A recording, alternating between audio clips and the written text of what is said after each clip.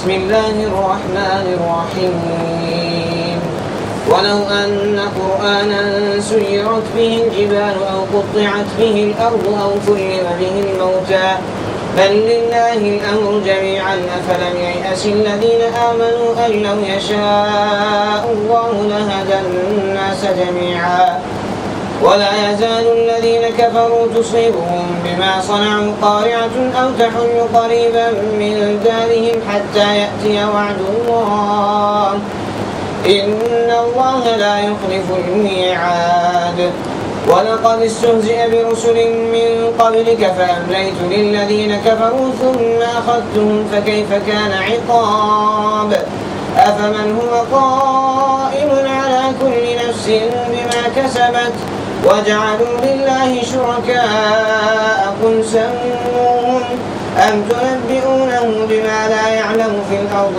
أم بظاهر من القول بل زين للذين كفروا مكرهم وصدوا عن السبيل ومن يضلل الله فما له من هاد لهم عذاب في الحياة الدنيا ولعذاب الآخرة أشق وما لهم من الله من واق مثل الجنة التي وعد المتقون تجري من تحتها الأنهار أكلها دائم وظلها تلك عقبى الذين اتقوا وعقبى الكافرين النار والذين آتيناهم الكتاب يفرحون بما أنزل إليك ومن الأحزاب من ينكر بعضه قل إنما أمرت أن أعبد الله ولا أشرك به إليه أدعو وإليه مآب وكذلك أنزلناه حكما عربيا ولئن اتبعت أهواءهم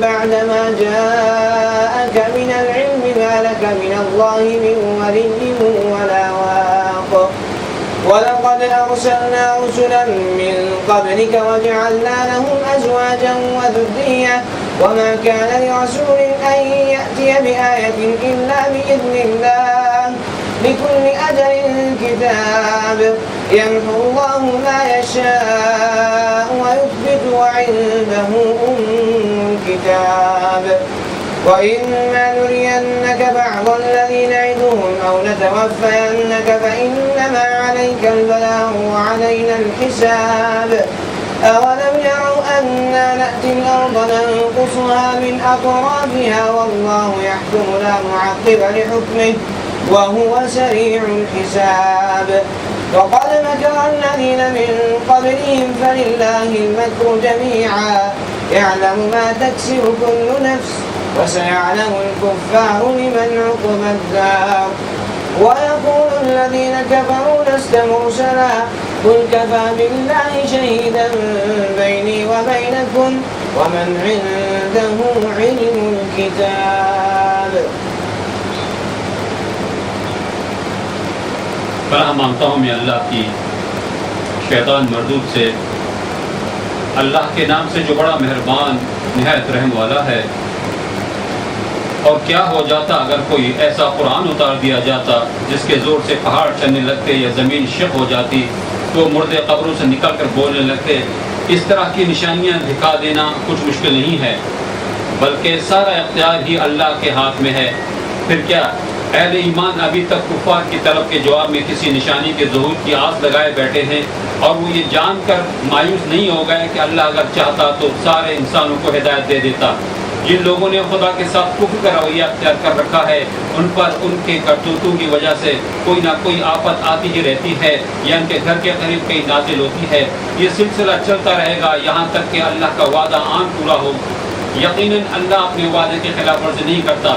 تم سے پہلے بہت سے رسولوں کا مذاق اڑایا جا چکا ہے، مگر میں نے ہمیشہ منکرین کو ڈھیل دی اور آخرکار ان کو پکڑ لیا۔ پھر دیکھ لو میری سزا کیسی سخت تھی۔ پھر کیا وہ جو ایک متنفس کی کمائی پر نظر رکھتا ہے، اس کے مقابلے میں یہ جسارتیں کی جا رہی ہیں کہ لوگوں نے اس کے کچھ شریک ٹھہرا رکھے ہیں۔ اے نبی صلی اللہ علیہ وسلم ان سے کہو اگر واقعی وہ خدا کے اپنے بنائے ہوئے شریک ہیں تو ذرا ان کے نام لو، وہ کون ہیں؟ کیا تم اللہ کو ایک نئی بات کی خبر دے رہے ہو؟ جسے وہ اپنی زمین میں نہیں جانتا، یا تم لوگ بس یوں ہی جو منہ میں آتا ہے کہہ ڈالتے ہو؟ حقیقت یہ ہے کہ جن لوگوں نے دعوت حق کو ماننے سے انکار کیا ہے ان کے لیے ان کی مکاریاں خوشنما بنا دی گئی ہیں اور وہ راہ راست سے روک دیے گئے ہیں۔ پھر جس کو اللہ گمراہی میں پھینک دے اسے کوئی راہ دکھانے والا نہیں ہے۔ ایسے لوگوں کے لیے دنیا کی زندگی ہی میں عذاب ہے اور آخرت کا عذاب اس سے بھی زیادہ سخت ہے۔ کوئی ایسا نہیں ہے جو انہیں خدا سے بچانے والا ہو۔ خدا طرز انسانوں کے لیے جس جنت کا وعدہ کیا گیا ہے اس کی شان یہ ہے کہ اس کے نیچے نہریں بہ رہی ہیں، اس کے پھل دائمی ہیں، اس کا سایہ لازوال۔ یہ انجام ہے متقی لوگوں کا، اور منکرین حق کا انجام یہ ہے کہ ان کے لیے دوزخ کی آگ ہے۔ اے نبی صلی اللہ علیہ وسلم، جن لوگوں کو ہم نے پہلے کتاب دی تھی وہ اس کتاب سے جو ہم نے تم پر نازل کی ہے خوش ہیں، اور مختلف گروہوں میں کچھ لوگ ایسے بھی ہیں جو اس کی باتوں کو نہیں مانتے۔ تم صاف کہہ دو کہ مجھے تو صرف اللہ کی بندگی کا حکم دیا گیا ہے اور اس سے منع کیا گیا ہے کہ کسی کو اس کے ساتھ شریک ٹھہراؤں، لہٰذا میں اسی کی طرف دعوت دیتا ہوں اور اسی کی طرف میرا رجوع ہے۔ اسی ہدایت کے ساتھ ہم نے یہ فرمان عربی تم پر نازل کیا ہے۔ اب اگر تم نے اس علم کے باوجود جو تمہارے پاس آ چکا ہے لوگوں کی خواہشات کی پیروی کی تو اللہ کے مقابلے میں نہ کوئی تمہارا حامی ہے نہ مددگار، نہ کوئی اس کی پکڑ تم کو بچا سکتا ہے۔ تم سے پہلے بھی ہم بہت رسول بھیج چکے ہیں اور ان کو ہم نے بیوی بچوں والا ہی بنایا تھا، اور کسی رسول کی طاقت نہ تھی کہ اللہ کی اذن کے بغیر کوئی نشانی خود لا دکھاتا۔ ہر دور کے لیے کتاب ہے، اللہ جو کچھ چاہتا ہے مٹا دیتا ہے اور جس چیز کو چاہتا ہے قائم رکھتا ہے۔ ام الکتاب اسی کے پاس ہے، اور اے نبی صلی اللہ علیہ وسلم جس برے انجام کی دھمکی ہم ان لوگوں کو دے رہے ہیں اس کا کوئی حصہ خواہ ہم تمہارے جیتے جی دکھا دیں یا اس کے ظہور میں آنے سے پہلے ہم تمہیں اٹھا لیں، بہرحال تمہارا کام صرف پیغام پہنچا دینا ہے اور حساب لینا ہمارا کام ہے۔ کیا یہ لوگ دیکھتے نہیں ہیں کہ ہم اس سرزمین پہ چلے آ رہے ہیں اور اس کا دائرہ ہر طرف سے تنگ کرتے چلے آتے ہیں؟ اللہ حکومت کر رہا ہے، کوئی اس کے فیصلوں پر نظر ثانی کرنے والا نہیں ہے، اور وہ اسے حساب لیتے کچھ دیر نہیں لگتی۔ ان سے پہلے جو لوگ گزرے ہیں وہ بھی بڑی بڑی چالیں چل چکے ہیں، مگر اصل فیصلہ کن چال تو پوری کی پوری اللہ ہی کے ہاتھ میں ہے۔ وہ جانتا ہے کہ کون کیا کچھ کمائی کر رہا ہے، اور عنقریب یہ منکرین حق دیکھ لیں گے کہ انجام کس کا بخیر ہوتا ہے۔ یہ منکرین کہتے ہیں کہ تم خدا کے بھیجے ہوئے نہیں ہو، کہو میرے اور تمہارے درمیان اللہ کی گواہی کافی ہے، اور پھر ہر اس شخص کی گواہی جو کتاب آسمانی کا علم رکھتا ہے۔ اعوذ باللہ من الشیطان الرجیم، بسم اللہ الرحمن الرحیم۔ تو ان آیات میں جو بھی تلاوت ان کی ہوئی اور ترجمہ آپ نے سنا، ان میں حضور پاک صلی اللہ علیہ وسلم کی رسالت اور دعوت پر کئی ایک اعتراضات ہیں اور ان کا جو ہے جواب دیا گیا ہے۔ پہلی آیت میں خود رسول اللہ صلی اللہ علیہ وسلم کو خطاب کر کے گویا آپ کو اطمینان دلایا گیا ہے اور آپ کے ساتھ صحابہ کرام کو بھی، کہ مشرکین مکہ جو بار بار مطالبہ کر رہے تھے کہ کوئی واضح معجزہ ہمارے سامنے ایسا آئے، بڑا معجزہ کہ ہم اپنی آنکھوں سے دیکھ لیں تو ایمان لائیں گے۔ اللہ تعالیٰ بار بار اس کو سمجھا رہے ہیں کہ ایسی بات نہیں ہے کہ یعنی معجزہ نہیں آیا اس وجہ سے ایمان نہیں لا رہے ہیں، بلکہ حقیقت یہ کہ ایمان ہی وہ نہیں لانا چاہتے، انہوں نے پہلے سے یہ طے کر رکھا ہے۔ اس لیے فرمایا کہ اگر کوئی ایسا قرآن نازل کر دیا جاتا کہ جس سے پہاڑوں کو جو ہے نا اپنی جگہوں سے ہلا دیا جاتا اور چلا دیا جاتا، اور زمین جو ہے وہ ٹکڑے ٹکڑے کر دی جاتی اور مردے جو ہے بات کرنے لگتے، یعنی ایسا قرآن خود بتاتے، خود قرآن بھی ہو اور ساتھ ہی ساتھ وہ معجزہ کو پہاڑ کو دکھائیں پہاڑ چل جائے، زمین کو کے اوپر رکھیں زمین پھٹ جائے، کسی قبر کے اوپر ڈالیں تو مردہ اٹھ کے کھڑا ہو جائے۔ کہتے ہیں اگر اس طرح کا بھی قرآن ہم نازل کرتے تو پھر اس کے باوجود بھی ایمان لا کر نہ دیتے، ایماننے والے نہیں۔ تو بات یہ ہے کہ سارے معاملات اللہ ہی کے ہاتھ میں ہیں، اللہ تعالیٰ کا یہ ارادہ ہی نہیں ہے اور نہ اس کی اسکیم میں یہ ہے کہ لوگوں کو زبردستی جو ہے ہدایت دے، زبردستی مومن بنائے یا ان کو گمراہ کرے۔ لوگوں کے سامنے اللہ تعالیٰ نے راستہ واضح کر دیا، اب اس کے بعد لوگوں کا اپنا انتخاب ہے، اپنی مرضی سے وہ چاہیں تو صحیح راستہ انتخاب کریں، چاہے غلط راستہ انتخاب کریں، اسی کے مطابق ان کو جزا اور سزا ملے گی۔ لہذا یہ بیان کرنے کے بعد مسلمانوں کو کہا جا رہا ہے کہ کیا آپ لوگ ابھی بھی مایوس نہیں ہوئے کافروں کی طرف سے؟ مطلب کافر جو مطالبہ کر رہے ہیں معجزے کا، تو ابھی تک آپ لوگوں کو ان کی طرف سے مایوسی نہیں ہوئی، یعنی اب تو بس کریں۔ تو مسلمانوں کے دلوں میں یہ تمنا پیدا ہوتی تھی کہ اگر یہ کوئی معجزہ ہمارے پاس آ جائے تو شاید کافی لوگ مسلمان ہو جائیں، اس لیے کہ وہ دبے ہوئے تھے، بیچارے پریشان تھے، دوسری بات یہ کہ وہ خواہش مند بھی تھے اس کے کہ جو حق ہم کو ملا ہے، جو ہدایت ہم کو ملی ہے، وہی ہدایت ہمارے دوسرے بھائی بند جو ہے نا ان کو بھی مل جائے۔ اللہ تعالیٰ نے فرمایا یہ بات، اللہ تعالیٰ اگر چاہتا تو تمام لوگوں کو خود ہی ہدایت دے دیتا، تو پھر کسی نبی کی اور کسی کتاب کی ضرورت نہ پڑتی۔ تو یہ تو معاملہ ہے ہی اس لیے کہ ہر آدمی اپنے مشن کے لیے جدوجہد کرے۔ اگر باطل والے لوگ باطل کے لیے لڑتے ہیں، پیسے خرچ کرتے ہیں، محنت کرتے ہیں، تو اہل حق جو ہے کیا کر رہے ہیں؟ اللہ تعالیٰ دیکھنا چاہتا ہے کہ وہ حق کے لیے کتنی قربانی دیتے ہیں، کتنی محنت کرتے ہیں۔ ورنہ اگر یہ بات نہ ہوتی، صرف یہ کہ لوگوں کی خواہش کے اوپر ساری دنیا مسلمان بنا دی جائے اور کچھ کرنا نہ پڑے، تو پھر کسی کی ضرورت نہ پڑتی۔ اللہ تعالیٰ چاہتا تو سارے لوگوں کو پیدا ہی اس طرح سے کرتا کہ کوئی یہاں پہ کافر نہیں ہوتا، سارے کے سارے مسلمان ہوتے۔ تو فرمایا کہ بہرحال کافروں کے سامنے اب یہ ہے کہ وقتاً فوقتاً ان کے کرتوتوں کی وجہ سے اس کی پاداش میں، اس کی سزا میں کوئی نہ کوئی مصیبت جو ہے ان کے اوپر نازل ہوتی رہے گی، یا ان کی بستی کے آس پاس دوسری بستیوں میں، یہاں تک کہ یہ سلسلہ چلتا رہے گا، یہاں تک کہ اللہ تعالیٰ کا آخری فیصلہ آ جائے، عذاب کا فیصلہ ان کے اوپر۔ اور یہ جان لے لو کہ اللہ تعالیٰ جو وعدہ کرتا ہے، یہ جس بات کی وعید کرتا ہے اس کی خلاف ورزی نہیں کرتا، یعنی ایسی خالی کھلی دھمکی نہیں ہوتی۔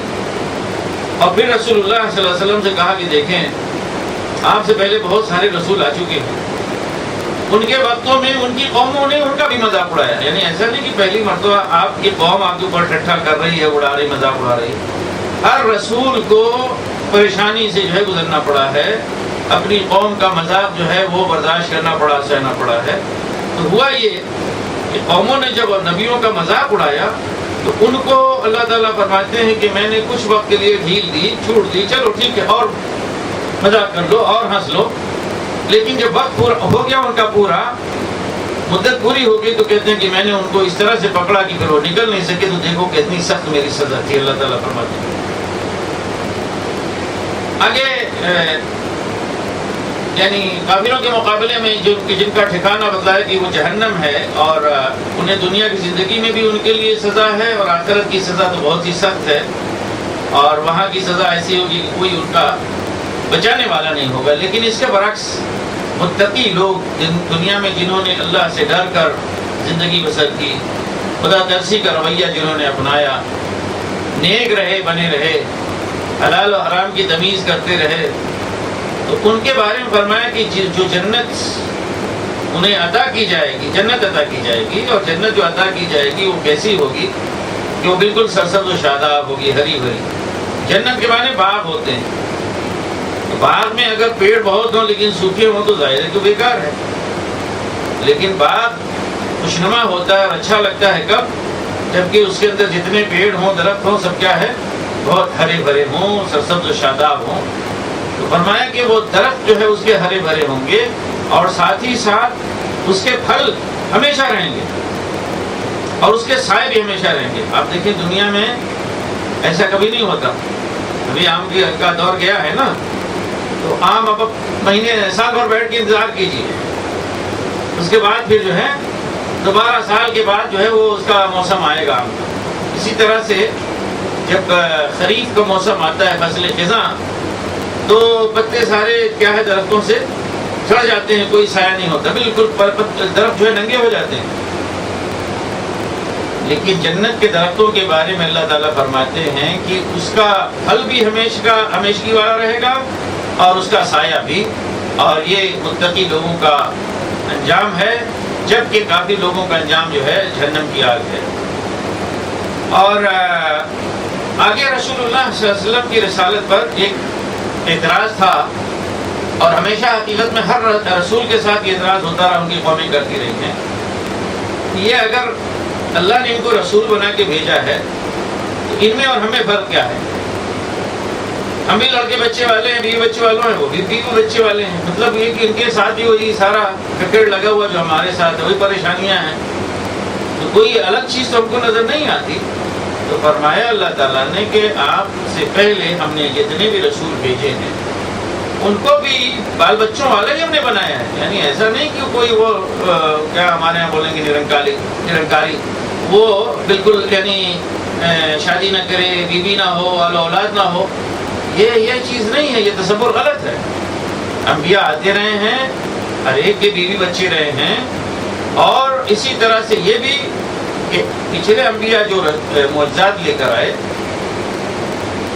یہ معجزات کسی طلب پر نازل نہیں ہوتے، اور نہ ہی کسی نبی کے اختیار میں یہ ہوتا ہے کہ کوئی شخص مطالبہ کرے اور وہ نبی جھٹ سے جو ہے معجزہ پیش کر دے، یہ لیجیے صاحب، کسی نے کہا کہ ہمیں معجزہ دکھلا دیجیے تو ہم مانیں گے، کہا ٹھیک ہے، مارا اور اچانک پھٹ گیا، جن کا معجزہ چاہیے اشارہ کیا، دریا جو ہے سوکھ گیا۔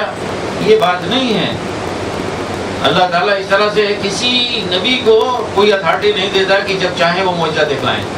جن انبیاء کرام کے ذریعے سے معجزات اللہ تعالیٰ نے دکھلائے ہیں، اور اللہ تعالیٰ نے اپنی حکمت کے تحت اور مشیت کے تحت وہ دکھلائے ہیں، اور وہ اللہ کی مرضی سے ہوئے ہیں۔ خود نبی کے اندر وہ قوت نہیں تھی، ذاتی یہ قوت، وہ اپنی مرضی سے جب چاہیں جو چاہیں دکھلا دیں۔ اگر اللہ نے دیا، اللہ نے چاہا تو معجزہ دکھلایا، نہیں تو نہیں۔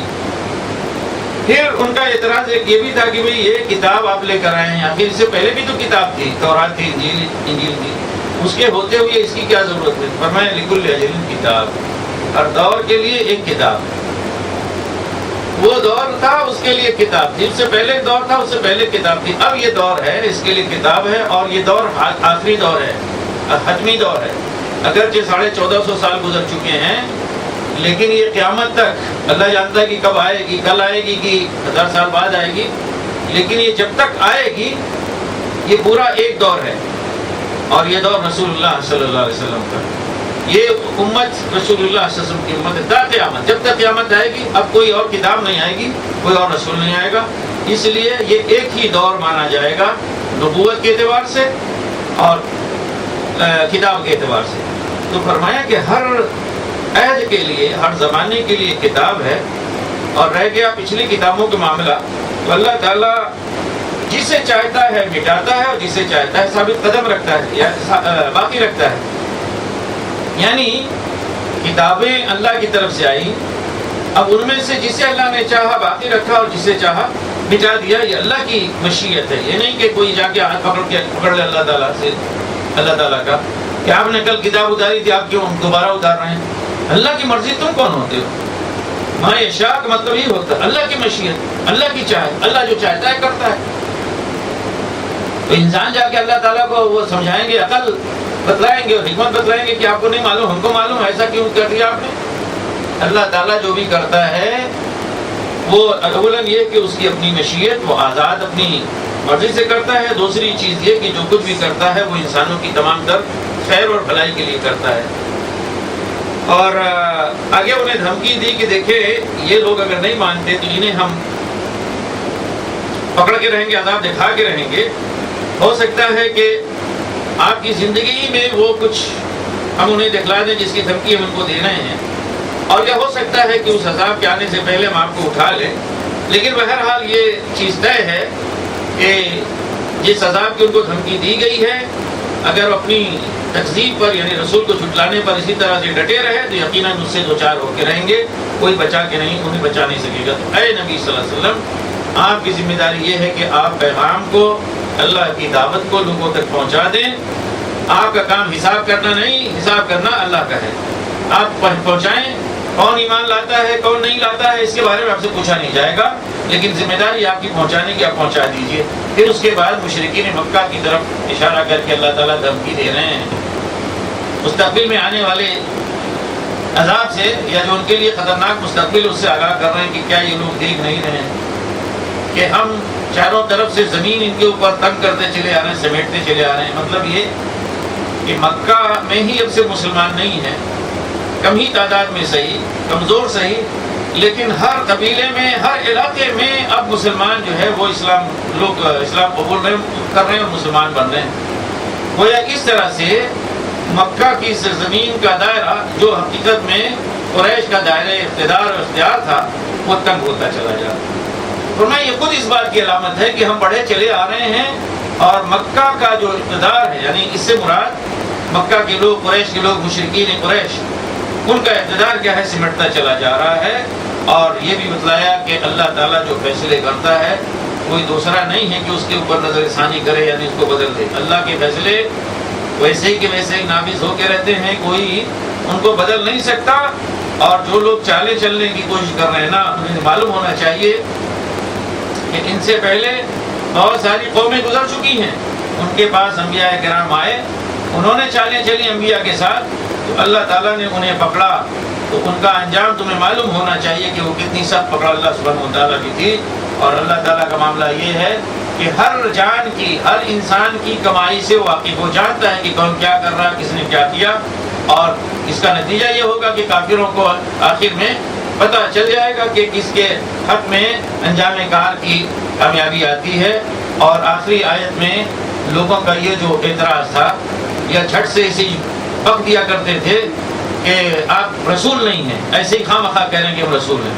وَيَقُولُ الَّذِينَ كَفَرُوا لَسْتَ مُرْسَلًا. کافر اور منکر لوگ کہتے ہیں کہ آپ مرسل نہیں ہیں، آپ رسول نہیں ہیں، آپ کو اللہ نے بھیجا نہیں، ایسے ہی جھوٹ بول کے دعویٰ کر رہے ہیں. تو اے نبی صلی اللہ علیہ وسلم آپ کہہ دیجئے کفا باللہ شہیدا بینی و بینکم ومن عنده علم الکتاب. میرے اور تمہارے درمیان گواہی کے لیے اللہ کی گواہی کافی ہے، مجھے کسی کی گواہی نہیں چاہیے. اللہ جس نے مجھے رسول بنا کر بھیجا ہے وہ اگر گواہی دے رہا ہے کہ ہاں میں اللہ کا رسول ہوں، میرے لیے بس تنہا یہ گواہی کافی ہے. لیکن مزید بنا اور بھی لوگ گواہی دینے والے ہیں، وہ لوگ کہ جن کے پاس کتاب کا یعنی اللہ کی کتاب کا علم ہے. بسم اللہ الرحمن الرحیم. الف لام را كتاب أنزلناه إليك لتخرج الناس من الظلمات إلى النور بإذن ربهم إلى صراط العزيز الحميد.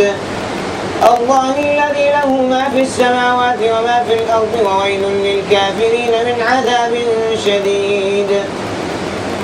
الذين يستحبون الحياة الدنيا على الآخرة ويصدون عن سبيل الله ويبغونها عوجا أولئك في ضلال بعيد. وما أرسلنا من رسول إلا بلسان قومه ليبين لهم فيضل الله من يشاء ويهدي من يشاء وهو العزيز الحكيم. ولقد أرسلنا موسى بآياتنا أن أخرج قومك من الظلمات إلى النور وذكرهم بأيام الله إن في ذلك لآيات لكل صبار شكور. وإذ قال موسى لقومه اذكروا نعمة الله عليكم إذ أنجاكم من آل فرعون يسومونكم سوء العذاب ويذبحون أبناءكم ويستحيون نساءكم وفي ذلكم بلاء من ربكم عظيم. وإذ تأذن ربكم لئن شكرتم لأزيدنكم ولئن كفرتم إن عذابي لشديد. وقال موسى إن تكفروا أنتم ومن في الأرض جميعا فإن الله لغني حميد. ألم يأتكم نبأ الذين من قبلكم قوم نوح وعاد وثمود والذين من بعدهم لا يعلمهم إلا الله جاءتهم رسلهم بالبينات فردوا أيديهم في أفواههم وقالوا إنا كفرنا بما أرسلتم به وإنا لفي شك مما تدعوننا إليه مريب.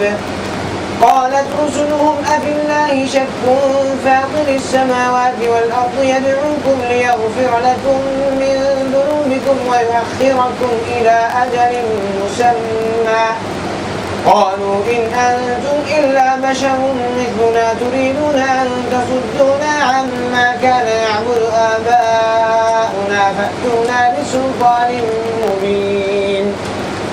قالت لهم رسلهم إن نحن إلا بشر مثلكم ولكن الله يمن على من يشاء من عباده وما كان لنا أن نأتيكم بسلطان إلا بإذن الله وعلى الله فليتوكل المؤمنون. وما لنا ألا نتوكل على الله وقد هدانا سبلنا ولنصبرن على ما آذيتمونا وعلى الله فليتوكل المتوكلون. وقال الذين كفروا لرسلهم لنخرجنكم من أرضنا أو لتعودن في ملتنا فأوحى إليهم ربهم لنهلكن الظالمين ولنسكننكم الأرض من بعدهم ذلك لمن خاف مقامي وخاف وعيد واستفتحوا وخاب كل جبار عنيد من ورائه جهنم ويسقى من ماء صديد يتدرعه ولا يكاد يسيغه ويأتيه الموت من كل مكان وما هو بميت ومن ورائه عذاب غليظ مثل الذين كفروا بربهم أعمالهم كرماد اشتدت به الريح في يوم عاصف لا يقدرون مما كسبوا على شيء ذلك هو الضلال البعيد. الف لام را. اے محمد صلی اللہ علیہ وسلم، یہ ایک کتاب ہے جس کو ہم نے تمہاری طرف نازل کیا ہے تاکہ تم لوگوں کو تاریکیوں سے نکال کر روشنی میں لاؤ ان کے رب کی توفیق سے، اس خدا کے راستے پر جو زبردست اور اپنی ذات میں آپ محمود ہے اور زمین و آسمانوں کی ساری موجودات کا مالک ہے، اور سخت تباکن سزا ہے قبول حق سے انکار کرنے والوں کے لیے جو دنیا کی زندگی کو آخرت پر ترجیح دیتے ہیں، جو اللہ کے راستے سے لوگوں کو روک رہے ہیں اور چاہتے ہیں کہ یہ راستہ ان کی خواہشات کے مطابق ٹیڑھا ہو جائے۔ یہ لوگ گمراہی میں بہت دور نکل گئے ہیں۔ ہم نے اپنا پیغام دینے کے لیے جب کو بھی رسول بھیجا ہے اس نے اپنی قوم ہی کی زبان میں پیغام دیا ہے تاکہ انہیں اچھی طرح کھول کر بات سمجھائے۔ پھر اللہ جسے چاہتا ہے بھٹکا دیتا ہے اور جسے چاہتا ہے ہدایت بخشتا ہے، وہ بالادست و حکیم ہے۔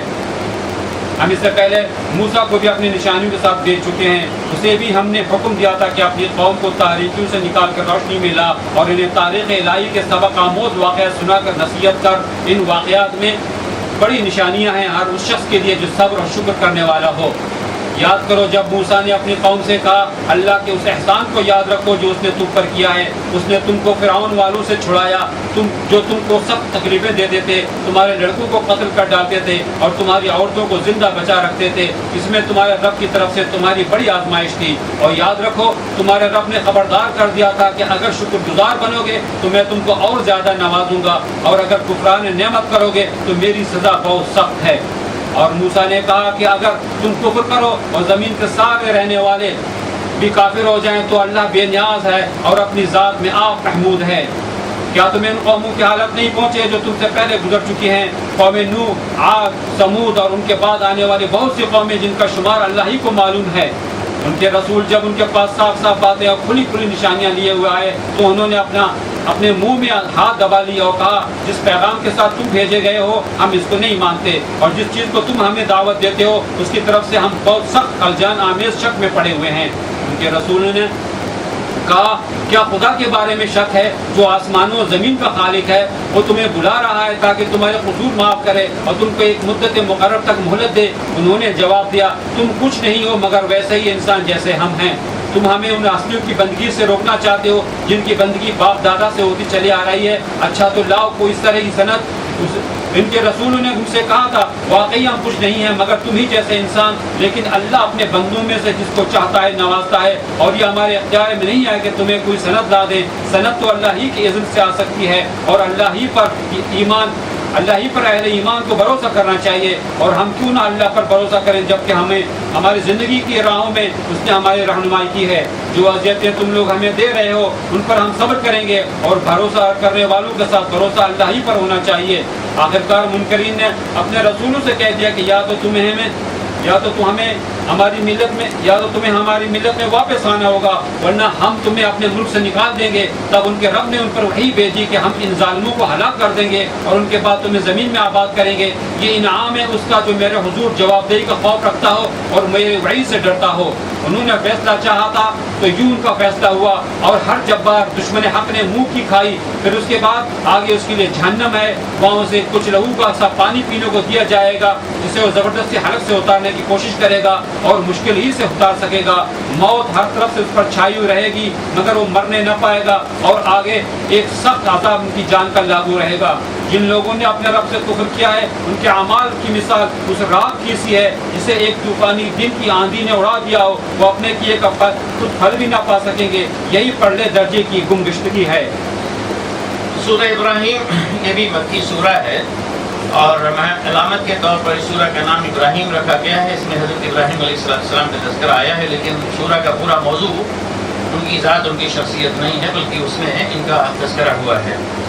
اور یہ سورہ بھی پچھلی صورتوں کی طرح مکی صورتوں کی طرح حضور پاک صلی اللہ علیہ وسلم کی نبوت کی مکی دور کی آخری صورتوں میں سے ہے. اور اس میں اشارے واضح اشارے ملتے ہیں کہ یہ وہ وقت تھا کہ جب مشرکوں نے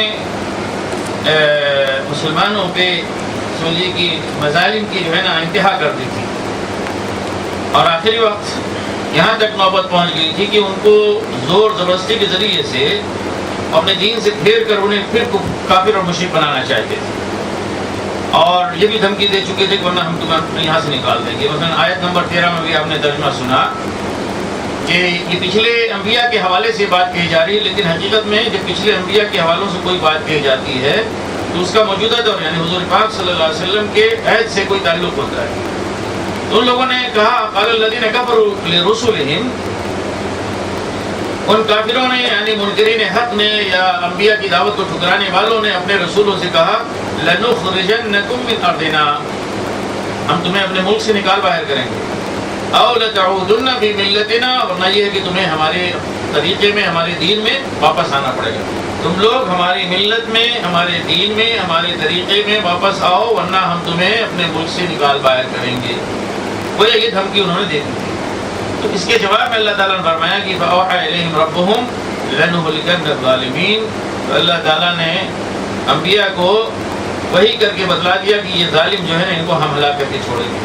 گویا اس میں ایک طرف دھمکی ہے رسول اللہ صلی اللہ علیہ وسلم کے دشمنوں کے لیے اور دوسری طرف خود حضور پاک صلی اللہ علیہ وسلم کے لیے اس میں بشارت اور تسلی ہے کہ بالآخر غلبہ مسلمانوں کے حاصل ہوگا.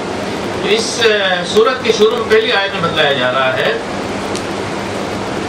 کہ یہ کتاب ایسی کتاب ہے کہ جسے ہم نے نازل فرمایا ہے. اللہ تعالیٰ فرماتے ہیں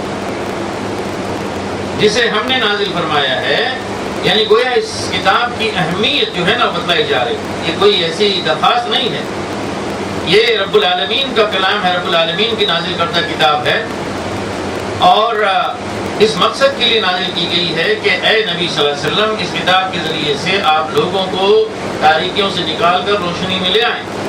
تاریکی کا مطلب یہ رات کی تاریکی نہیں ہے، کفر کی، شرک کی، گمراہی کی تاریکیاں ہیں. اور روشنی سے مراد یہ ہے کہ اللہ کی ہدایت کی، رہنمائی کی، دین کی اور حق پا جانے کی جو ہے وہ روشنی ہے. اللہ کی اجازت سے اللہ کے راستے کی طرف انہیں لے کر آؤ کہ وہ اللہ کی جو طاقتور ہے، غالب ہے، اختیار رکھتا ہے اور اپنی ذات میں آپ ستودہ صفات ہے. مزید کتاب کی اہمیت بتلانے کے لیے زور دے کے فرمایا کہ کون اللہ، جانتے ہو کون ہے؟ وہ اللہ کی جو تمام آسمانوں اور زمین کا مالک ہے، اس کی بادشاہت اس کی. ہمارے یہاں ہوتا ہے کہ بھئی ڈائریکٹر کی طرف سے جیسے سروس لوگ کرتے ہیں مختلف منسٹریز میں، کسی ڈائریکٹر کی طرف سے ایک فیلیسیٹیشن یا کچھ ایسا کوئی سرٹیفکیٹ مل گیا، 5 دینار کا جو ہے نا انکریمنٹ مل گیا، کھلے نہیں سماتے.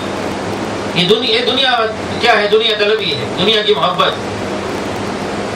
کہیں منسٹر کی طرف سے ایک آ گیا کہ بھئی ہاں ان کی سروس کی اپریسیشن، بس پوچھئے مت، سب کو پورے محلے بھر میں اور اپنے گاؤں میں لے جا کے دکھلا دیں گے کہ یہ ہم کو ملا.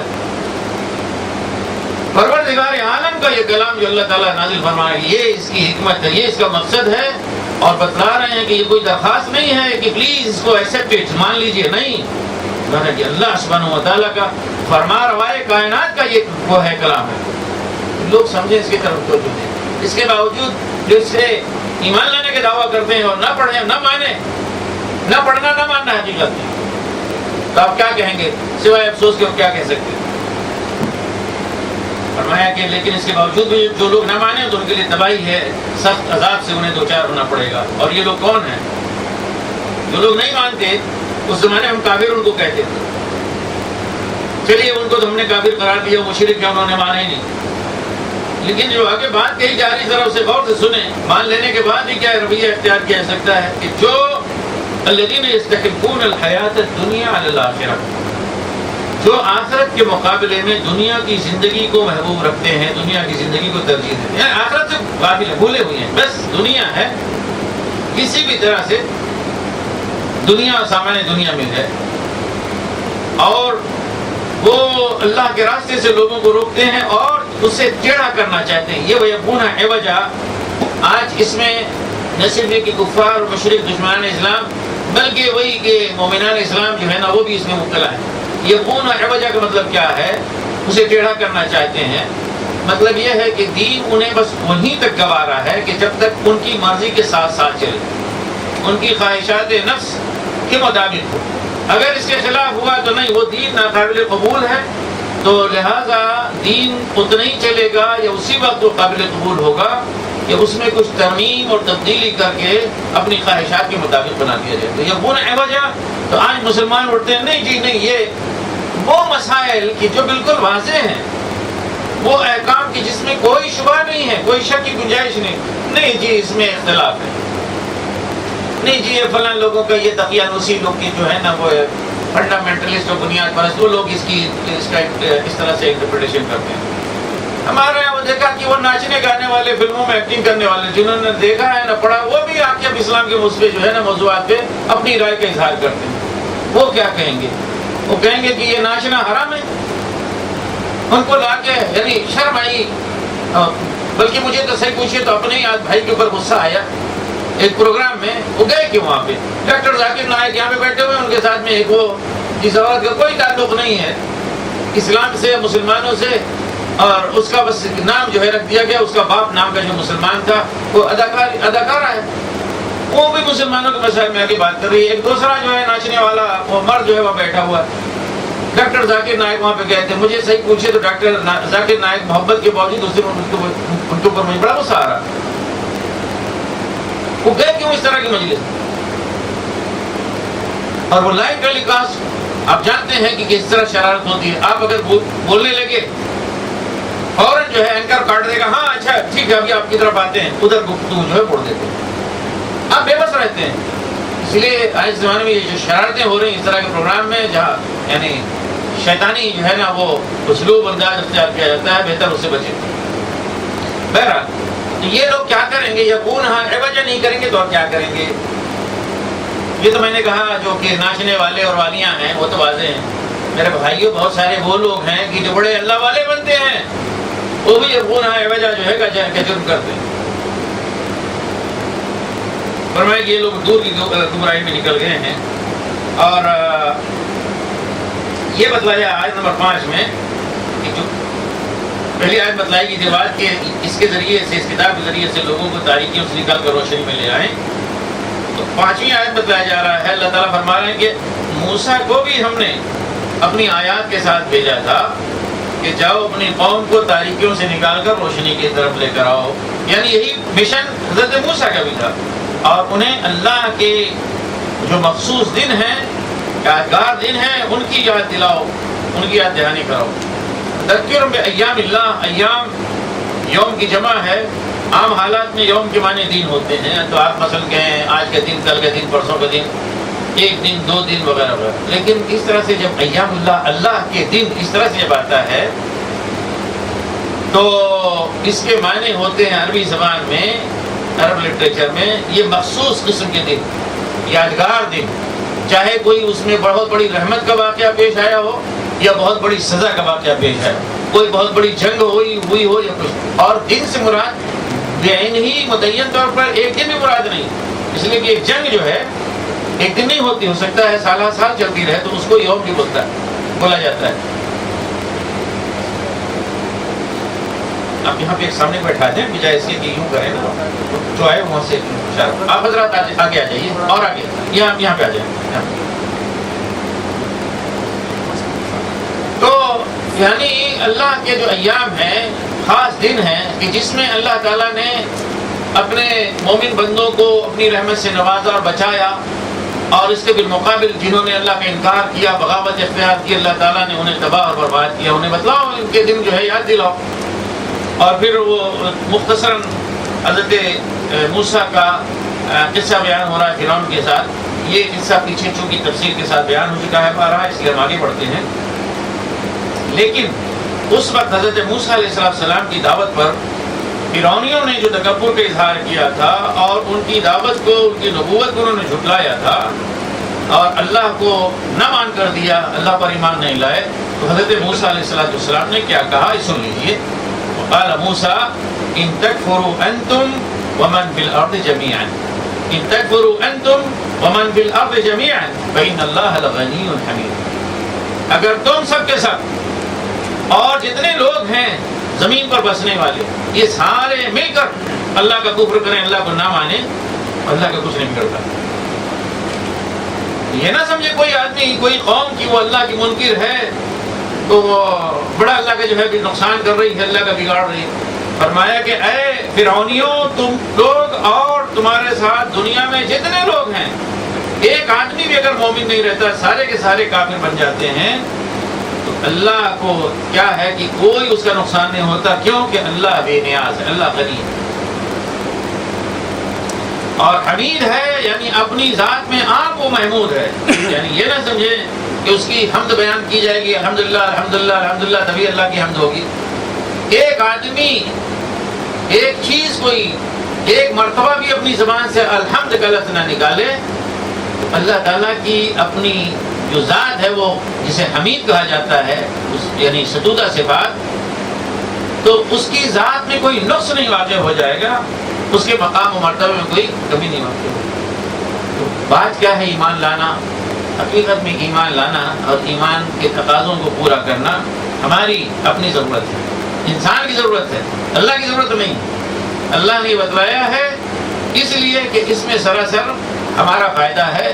ہم ایمان لائیں اور پھر ایمان کے جو مطالبات اور تقاضے انہیں پورا کریں، یعنی ایمان کے نتیجے میں جو حلال اور حرام اور پابندیاں ساری چیزیں ان کو جانیں، تو یہ اس میں ہمارا اپنا فائدہ ہے. ورنہ آپ دیکھیں کہ حدیث قدسی میں اللہ تعالیٰ فرماتے ہیں، اس میں دونوں حصے تفصیل سے بیان ہوئے، لیکن میں وقت بچانے کے لیے صرف آخری حصہ بیان کرتا ہوں جس سے گزر گیا. کہ حدیث قدسی میں ہے کہ فرمایا کہ تم میں سے آدم سے لے کر آخری انسان تک سارے کے سارے لوگ ایک جو فاجر ترین اس پوری انسانیت میں جو انتہائی جو ہے بدترین قسم کا انسان ہو سکتا ہے، اس کے دل پر سب جمع ہو جائیں. مطلب یہ کہ ساری دنیا آدم سے لے کر آخری انسان تک اس بگڑے ہوئے انسان جیسی ہو جائے، اللہ کے ملک میں، اللہ کی بادشاہت میں وہ کوئی کمی نہیں کریں گے. اللہ کا کوئی نہیں بگڑنے والا. سوچ لیجیے، آخری پہلے انسان سے لے کر آخری انسان، اور اس طرح سے نہیں. جو پورے تاریخ میں جو سب سے بدتر اور ظالم انسان رہا ہوگا، سب سے کٹر بڑا کافر، کہ پورے انسان ویسے ہو جائے تو اللہ تعالیٰ کا کوئی نقصان ہونے والا نہیں. اور وہیں پہ اللہ کی قدرت، اللہ کی عظمت، اس کے خزانوں کی وسعت بیان کی گئی کہ آخری پہلے انسان سے لے کر آخری انسان تک، اور انسانی نہیں جن، سارے جن بھی وہ جمع ہو جائیں ایک میدان میں، پہلے سے لے کر آخری تک ایک میدان میں، سطح میدان میں جمع ہو جائیں، اور ہر کوئی اپنا مطالبہ رکھے اللہ سبحانہ و تعالیٰ کے سامنے، مجھے یہ چاہیے، مجھے یہ مانگو، جتنا مانگنا مانگو، تو اللہ تعالیٰ سب کو دے دے گا، اور اس کے خزانوں میں کوئی کمی نہیں آئے گی. بس اتنا ہی کہ جیسے ایک سوئی سمندر میں ڈالیں اور سوئی نکالیں تو سمندر کیا سوکھ جائے گا؟ بس اتنا ہی گھٹے گا کہ جتنا ایک سمندر سے آپ سوئی ڈال کے نکالیں. اللہ کے خزانوں میں اس سے ترتیب شامل. اور فرمایا آگے آیت نمبر 10 میں کہ ان کے رسولوں نے بہت سارے پہلے رسول آئے کہ جیسے حضرت نوح، قوم نوح، عاد، ثمود میں رسول آئے، تو ان کی طرف اشارہ کرنے کے بعد جو آیت نمبر 9 میں تھا، آیت نمبر 10 میں فرمایا جا رہا ہے کہ ان کے رسولوں نے کہا اپنی قوم سے خطاب کر کے، کیا اللہ کے بارے میں بھی شک کیا جا سکتا ہے؟ اللہ کے بارے میں بھی شک کی گنجائش ہے؟ کہ وہ اللہ جس نے آسمانوں اور زمین کو پیدا کیا. یہ آسمان اور زمین یوں ہی تو نہیں آ گئے اور سب مانتے ہیں کہ پیدا کیا اللہ تعالیٰ نے. تو پھر اللہ کو ماننے میں کیا وہ مجبوری ہے, بہت سی پریشانی, کیا اس کے بارے میں شک ہے؟ یا یہ آسمان اور زمین بغیر خدا کے بغیر خالق کے جو ہے پیدا ہو گئے کسی ایسے ہی؟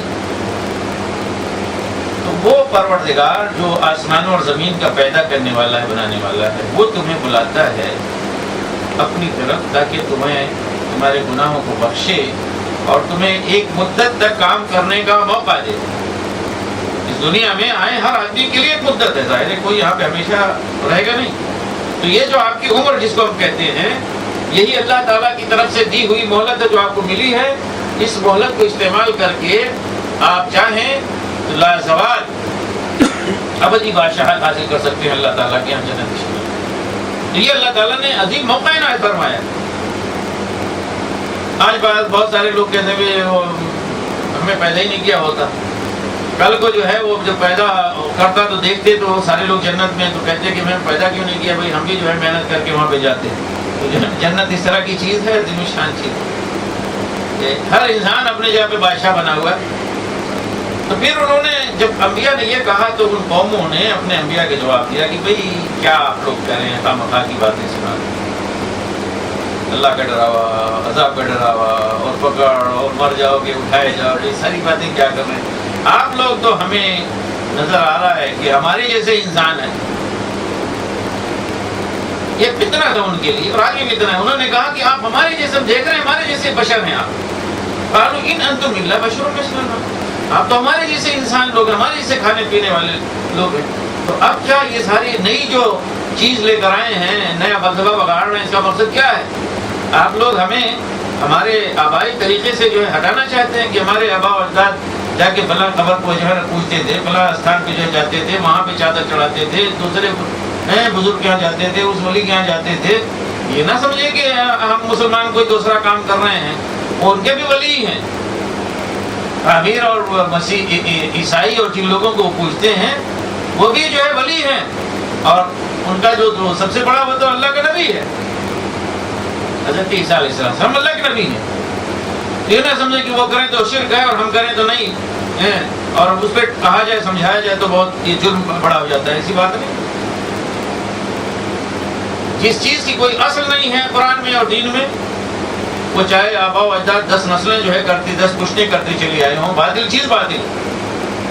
باطل چیز کیا ہے؟ باطل. تو لوگوں نے کہا کیا آپ لوگ آئے ہیں, خود تو ہیں انسان, مطلب یہ کہ آپ کو کچھ اور ہونا چاہیے تھا, تب ہم سمجھتے کہ آپ جو ہے نا اللہ کے نبی ہیں, ہمارے جیسے انسان ہیں, اور ہمیں اپنے اس طریقے سے ہٹانا چاہتے ہیں کہ جو ہمارے آبا و اجداد کا تھا, یعنی وہ عبادت کیا کرتے تھے جن چیزوں کی, ہے نا. تو اگر ایسا ہے تو کوئی واضح معجزہ لے کر آئیے. تو رسولوں نے جو جواب دیا یہ بھی سن لیجیے. انہیں ان کے رسولوں نے کہا قالت لهم رسلهم ان نحن الا بشر مثلكم. انہیں ان کے رسولوں نے جواب دیا کہ واقعہ یہی ہے کہ ہم بشر ہی ہیں. ہم نے کب کہا کہ ہم بشر نہیں؟ مثلکم, آپ ہی لوگوں کی طرح. اس کے بعد اب سوائے جو ہے نا حماقت کے اور جہالت کے کچھ باقی نہیں رہتا. جو قرآن شریف میں جو منکرین رسول ہیں ان کی زبان سے, اور پھر اسی چیز کا اعتراف رسولوں کی زبان سے کرا دیا گیا ہے. اس کے بعد صرف ہٹ دھرمی ہے, اور یہ ہے کہ جان بوجھ کر اپنے آپ کو گمراہی میں ڈالنا. فرمایا کہ ان کے رسولوں نے کہا کہ بھائی لوگ آپ جو کچھ کہہ رہے ہیں بالکل درست فرما رہے ہیں, ہم آپ ہی کی طرح انسان ہیں, بشر ہیں, لیکن ولکن اللہ یمن علی من یشاء من عبادہ, لیکن اللہ کا معاملہ یہ ہے کہ اپنے بندوں میں سے جس پر وہ چاہتا ہے کرم فرماتا ہے, احسان فرماتا ہے. یہاں پہ کیا کرم فرمانے کا مطلب ہے؟ جو احسان کرتا ہے اس کا مطلب کیا ہے؟ نبوت سے نوازتا ہے. ہیں تو سارے انسان ہی, انہی انسانوں میں سے اللہ تعالیٰ جس سے چاہتا ہے. ظاہر ہے کہ اللہ تعالیٰ کی یہ جو مشیت ہوتی ہے, اللہ تعالیٰ کا چاہنا اندھی مشیت نہیں ہوتی. وہ دیکھتا ہے کہ انسانوں میں سے سب سے بہتر کون ہے, سب سے بہتر صلاحیت والا, سب سے بہتر اخلاق والا, سب سے بہتر سوجھ بوجھ والا, اور ایسا انسان کی جو بچپن سے لے کے اب تک جو ہے نا گمراہی سے اور برائی سے جو ہے بچا ہوا, باوجود ہے کہ اس کا معاشرہ بگڑا ہوا. اب دیکھیں نا رسول اللہ صلی اللہ علیہ وسلم کس معاشرے میں پیدا ہوئے, وہاں پہ کوئی تھا بچا ہوا تھا, آپ کے اپنے باپ دادے سارے کیا تھے، چچا وغیرہ سارے کیا تھے؟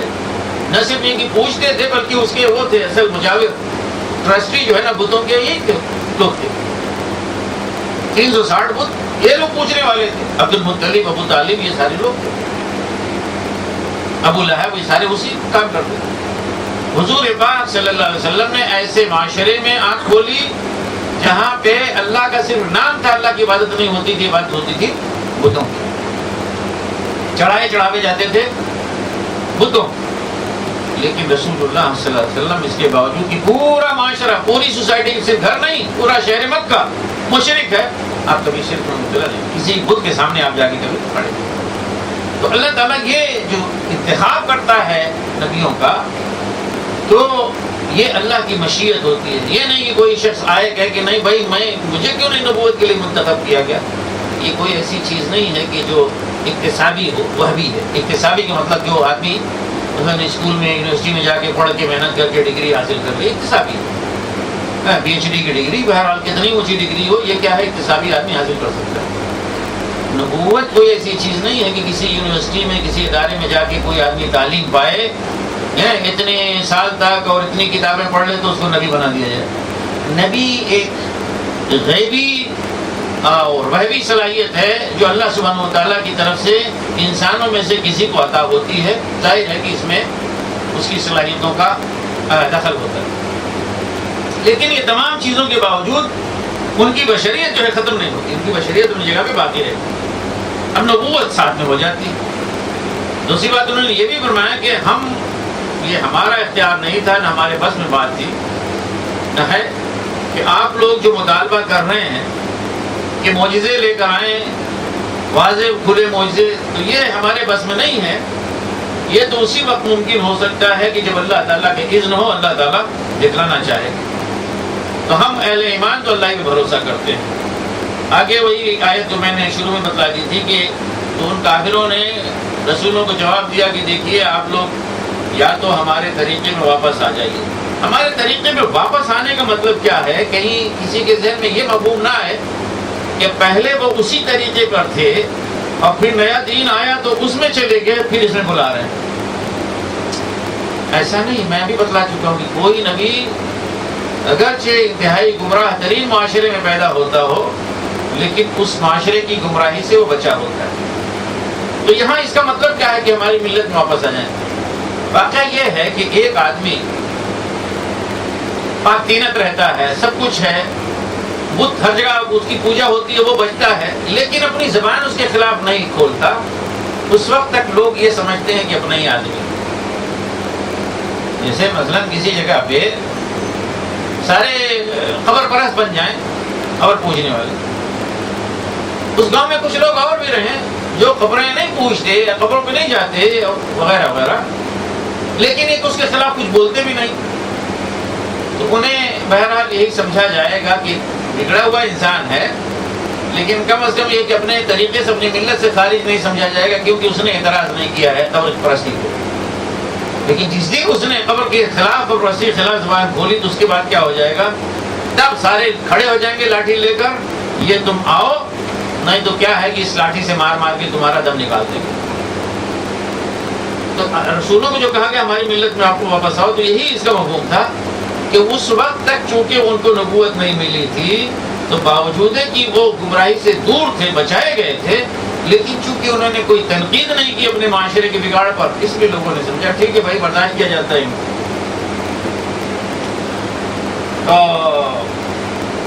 آگے کافروں کا جو ہے نا، انہی مشرکوں کا انجام بیان ہو رہا ہے کہ یہ جہنم میں جھونکے جائیں گے جہاں پہ انہیں کچلہو یعنی پیپ کا پانی پینے کے لیے دیا جائے گا.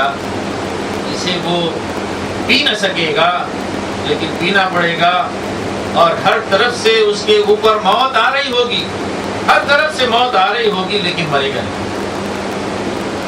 جہنم کا عذاب دائیں بائیں آگے پیچھے اوپر نیچے ہر طرف سے جو چیز ہے اس کو ایک لپٹ، اس کو مارنے کے لیے تیار کافی ہے. ایک اژدہا، ایک بچھو، ایک چیز جو ہے نا، ہر طرف سے موت ہی موت ہے لیکن مرے گا نہیں. وَمِن وَرَائِهِ عَذَابٌ غَلِيظٌ. اس کے بعد سلسلہ ہے نہ ختم ہونے والا عذاب غلیظ کا، سخت عذاب کا. یہ جہنم یعنی اور اس کا عذاب اللہ تعالیٰ نے قرآن شریف میں بہت ساری جگہوں پہ اور بار بار اسے بیان کیا ہے. واقعہ یہ ہے کہ آخرت کا موضوع ہمیشہ بڑی تفصیل کے ساتھ اس لیے بیان ہوا ہے کہ انسان کی ہدایت کا اور صحیح راستے پر چلنے کا دار و مدار اسی پر ہے کہ اس کا ایمان بالیوم الآخر، آخرت پر ایمان کس حد تک مضبوط ہے یا نہیں ہے. اگر وہ مضبوط ہے، اس کو یقینی شکل میں اس کو مانتا ہے، اس کی زندگی سدھر جائے گی، عمل کرنے والا انسان ہوگا. اگر اس میں کچھ بھی شبہ ہے یا یہ غلط خیالی ہے کہ فلاں بزرگ، فلاں ولی، فلاں یعنی شیخ یا پیر وہ بچائیں گے، تو وہ ماننا نہ ماننے کے برابر ہے، پھر وہ پھر ڈھیلا پڑ جائے گا. یہ عذاب جہنم سے کوئی یعنی مطمئن ہو کر نہ بیٹھے کہ ہم تو کسی مسلمان خاندان میں پیدا ہوئے ہیں، ہمارا نام عبداللہ اور محمد اور اس طرح کا رکھا گیا، ہمیں تو اس کے بارے میں سوچنا ہی نہیں ہے. یہ یہودیوں کی سوچ ہے، اور اسی لیے اللہ تعالیٰ نے یہودیوں کی بات سورہ بقرہ میں دوسری جگہ بتلائی کہ ہم مسلمان اس سے جو ہے متنبع ہو جائیں کہ ان کے جیسا رویہ نہ اختیار کریں. یہودی کیا کہا جاتا انہیں، تو کہتے اپنے بارے میں کہ ہم تو جنت ہی کے لیے پیدا کیے گئے، ہم اللہ کے چہیتے ہیں، ہم اللہ کے محبوب اور اس کے بیٹے ہیں. نحن ابناء اللہ واحباؤ، وہ کہ ہم اللہ کے بیٹے ہیں، یعنی اس سے خاندان سے ہمارا تعلق ہے، اللہ ہمارا اس کا ایک ہی خاندان ہے، اس کے چہیتے ہیں، محبوب ہے. اور یہ بھی کہتے کہ ہمیں جو ہے جنت جہنم کی آگ نہیں چھوئے گی، ہم اور جہنم کوئی سوال ہی نہیں. چلیے بھائی فلاں بہت بگڑا ہوا یہودی، کوئی بات نہیں، جائیے پالش کر کے لے کر چلے آئیے. 2-4 دن وہاں پہ جہنم میں گھوم کے جیسے سونے پہ کچھ وہ آ گیا ہے نا، اس کی چمک ختم ہو گئی ہے، تو چلیے ٹھیک ہے، وہ اچھا یہودی بن کر آئے گا باہر، چپکا کے 2-3 دن بعد اس کو تلئی کر کے پلا کے واپس کرے گا. یہ سوچ جب آ جائے گی تو آدمی بے عمل ہو جائے گا. آج مسلمانوں کی بے عملی کی جو بہت ساری وجوہات، اس میں سب سے بڑی وجہ یہ ہے کہ یہودی طرز فکر اور طرز عمل ہمارے اندر آ گیا ہے. ہم یہی سمجھتے ہیں مسلمان ہیں نا، نہ گھبراؤ مسلمان ہو، خدا کی شان باقی ہے. اس کے بعد وہ آ رہے ہیں، وہ دیکھو محمد، اور ولیاں گاتے ہیں نا، انتہائی مجرم اور فاسد قسم کے قوال، شرابیں پینے والے، اور بیٹھ جائیں گے وہاں پہ سارے مجرموں کو لے کر ان کو کہیں گے کہ نہ گھبراؤ گناہ گارو. اور پھر اس کے بعد پتہ نہیں ایک قوالی بچپن میں سنا کرتا تھا، وہ بھول گیا ہے نا، آ رہے ہیں وہ دیکھو محمد، ہے نا. اب کیا ہے، آ رہے ہیں وہ دیکھو محمد، بخشوا لیں گے، ہے نا، پکڑ کے جالی ہو، پتہ نہیں کیسے کیسے کملی والی ہے، ساری قوالیاں ہیں. یہ کیا ہے؟ گمراہی. حقیقت میں حضرت محمد صلی اللہ علیہ وسلم نے آ کر یہاں پہ عمل کا پیغام دیا ہے، عمل کیا ہے، زندگی بھر ایک ایک لمحہ اپنے جد و جہد کی ہے، اور اپنی پھوپھی سے، اپنی بیٹی سے انہوں نے کہا میری پھوپھی، نبی کی پھوپھی سمیہ، عمل کر لو، تمہیں دنیا میں کچھ چاہیے مانگ لو اپنے بھتیجے سے، وہ دے دے گا، عمل کر لو، میں آخرت میں تمہارے کام نہیں آؤں گا. فاطمہ بنت محمد، تمہیں کچھ چاہیے مانگ لو اپنے باپ سے اور عمل کر لو، میں تمہارے کوئی کام نہیں آؤں گا. اور آج ہم جو ہے، جو نبی اپنی پھوپھی سے اور اپنی بیٹی سے اس طرح سے کہے، آج ہم اتنے دور 14.5 سال کے بعد بیٹھے کے قوالی گائیں، اور جو ہے نا بس گویا وہ نبی متقین اور نبی مومنین نہیں تھے، نبی فاسدین اور مجرمین تھے. آئیں بخشوا لیں.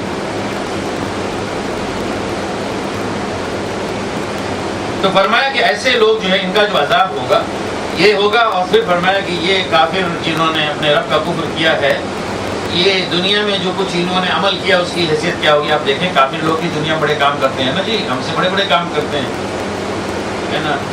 ہمیں کوئی دیکھے کہ بھائی وہ آپ نے اسکول بنایا، تو دیکھو دوسرا وہ جو ہے نا کرسچین اور ہندو، اس سے بڑا اس نے بنا دیا. آپ نے بنایا اس نے یونیورسٹی بنا دی، آپ نے چھوٹا سا سینٹر بنایا اس نے بہت بڑا ہاسپٹل بنا دیا، آپ نے وغیرہ وغیرہ. تو یہ سارے بڑے بڑے کام جو ہے نا، پتہ چلا بل گیٹ صاحب آ رہے ہیں تو پتہ نہیں کتنے بلین انہوں نے دے دیا. کوئی کون ہے گیٹ ہے، اتنے کتنے بلین دے دیا. ہمارے مسلمان کبھی خواب میں بھی نہیں سوچ سکتے کہ اتنے بلین بھی کبھی دیے جا سکتے ہیں. لیکن فرمایا کہ ان کے اعمال کیا ہوں گے اس دن؟ راہ کی طرح. راہ جانتے ہیں، اشتدت به الريح في يوم عاصف، ایک سخت تند و تیز آندھی والے دن میں ہوا کے اندر راکھی رکھ دی، راکھ رکھ دی جائے. تو اس میں رات کہاں رہے گی؟ آپ ٹرک بھر لے جا کے رکھتے ہیں اور تیز ہوا چلے تو راکھ آپ کو ملے گی وہاں پہ؟ کوئی نہیں. آپ 10 ٹرک جا کے کہیں پہ راکھ پھینک کر آئیں اور آندھی چل جائے, انتظار کریں, اس کے بعد جا کے جائیں, وہاں پہ کوئی چیز نہیں موجود ہوگی, دوسری چیزیں آ جائیں گی بلا شبہ, لیکن راکھ وہاں پہ نہیں رہے گی. تو یہی ہے جو کچھ انہوں نے دنیا میں کیا, کمائی کی, کوئی چیز ان کے ہاتھ وہاں پہ آخرت میں نہیں لگے گی. فرمایا کہ یہی سب سے بڑی محرومی اور سب سے بڑی گمراہی ہے.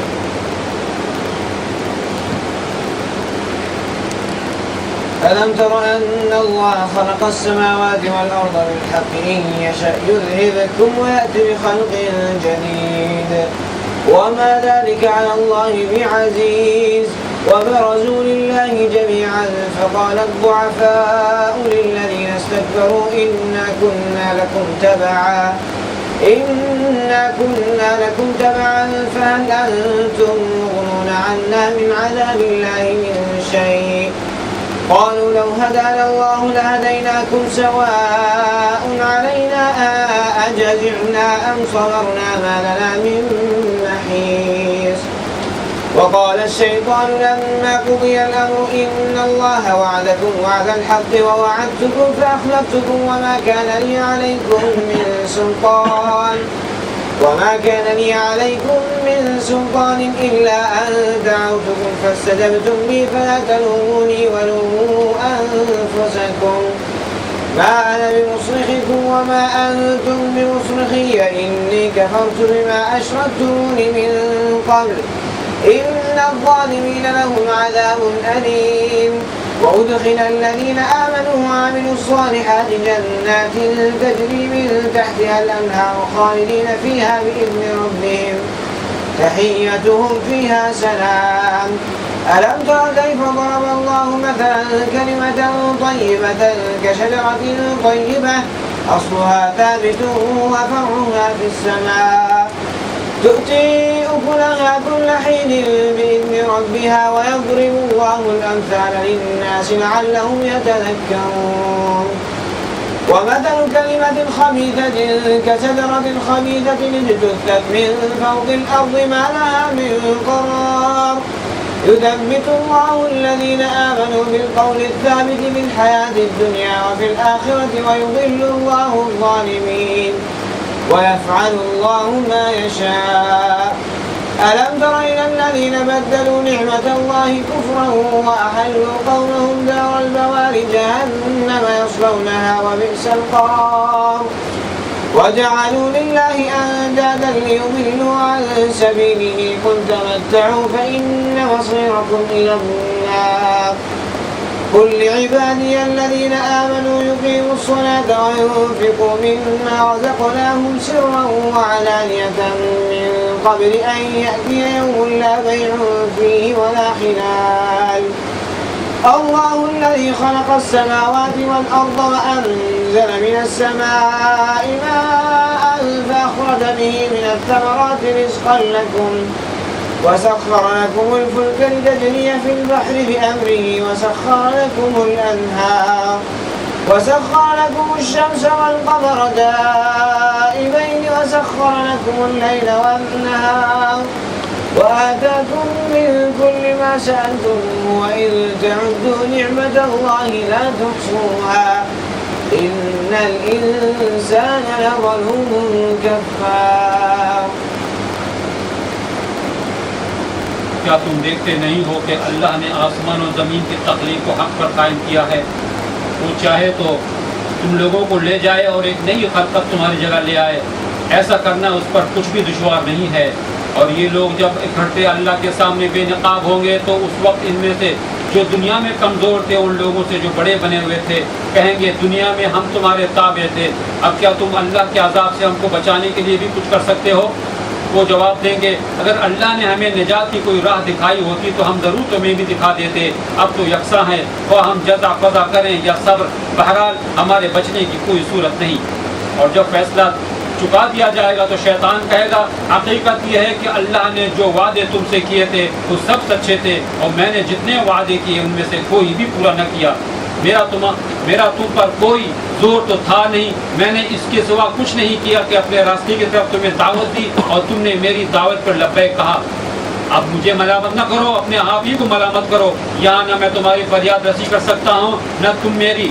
اس سے پہلے جو تم نے مجھے خدائی میں شریک بنا رکھا تھا اس سے بری ذمہ ہوں۔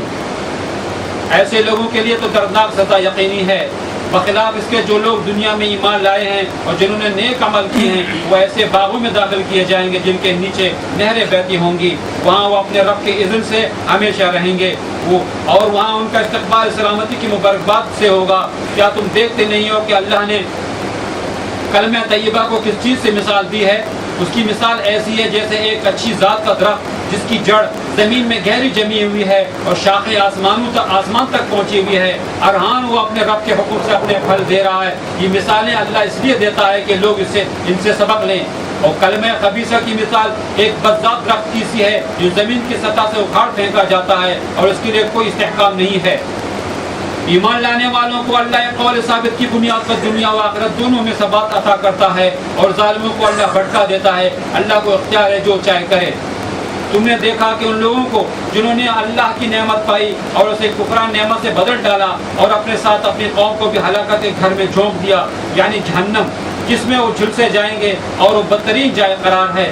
اللہ کے کچھ ہمسر تجویز کر لیے تاکہ وہ انہیں اللہ کے راستے سے بھٹکا دے۔ ان سے کہو اچھا مزہ کر لو، آخرکار تمہیں پلٹ کر جانا ہی دوزخ میں ہے۔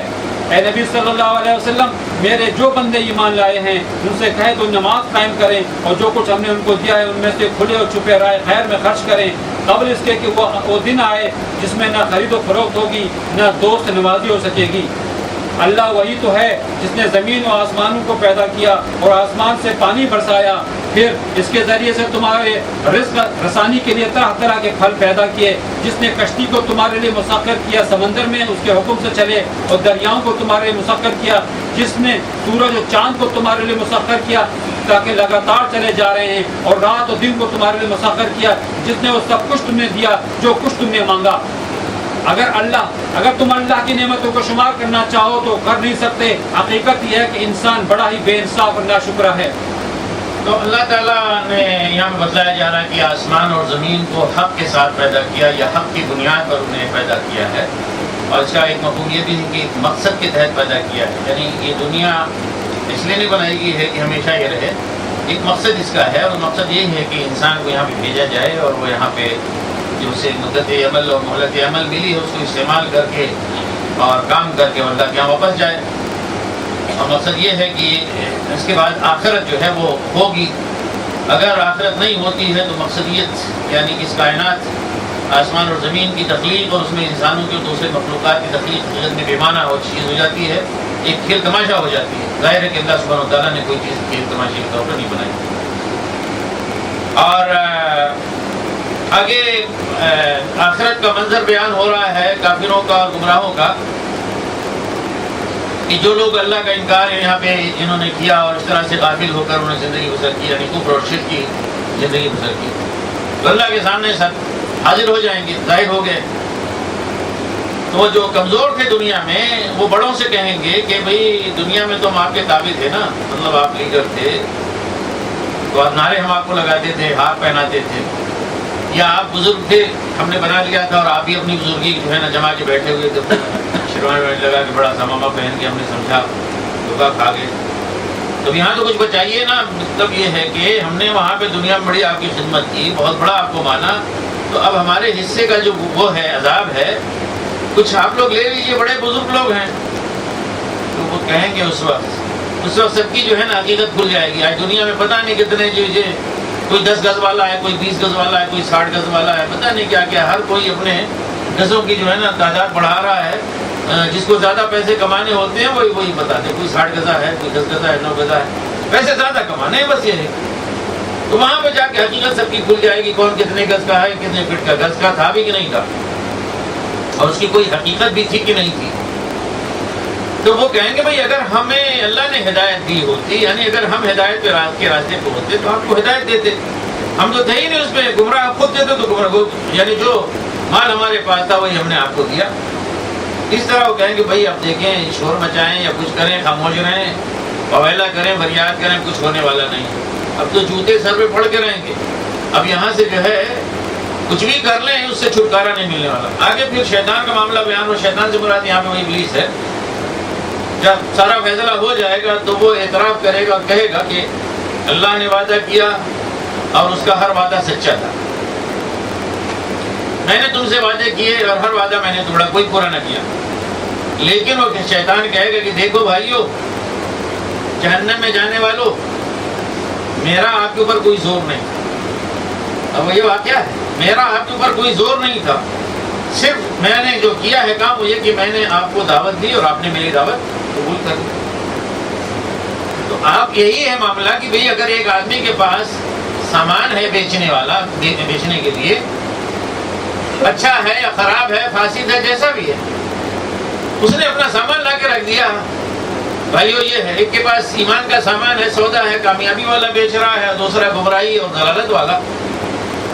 تو ادھر سے بتا رہا ہے، ہر آدمی اپنی مارکیٹنگ جو ہے نا کر رہا ہے، اپنے مال کو پروموٹ کر رہا ہے. تو خریدار جس چیز کا شوقین ہوتا ہے وہی خریدتا ہے. تو کوئی کسی کو الزام نہیں دے سکتا کہ صاحب آپ نے ہم کو بہکا دیا. اصل میں تم گمراہی کے خریدار تھے، ہمارے یہاں وہ سامان تم کو مل گیا. ہم نے تو زبردستی تم کو نہیں کہا کہ یہ سامان خرید لو ہمارا. تو شیطان کہے گا بھائی دیکھیے، بس میرا تمہارے پر کوئی زور نہیں تھا سوائے اس کے کہ میں نے تم کو بلایا، میں نے تم کو دعوت دی اور تم نے میری دعوت قبول کر لی. تو مجھے ملامت نہ کرو، اپنے آپ کو خود ملامت کرو. نہ میں تمہاری فریاد رسی کر سکتا ہوں، نہ تم میری فریاد رسی کر سکتے ہو. یعنی اب کچھ ہونے والا نہیں ہے.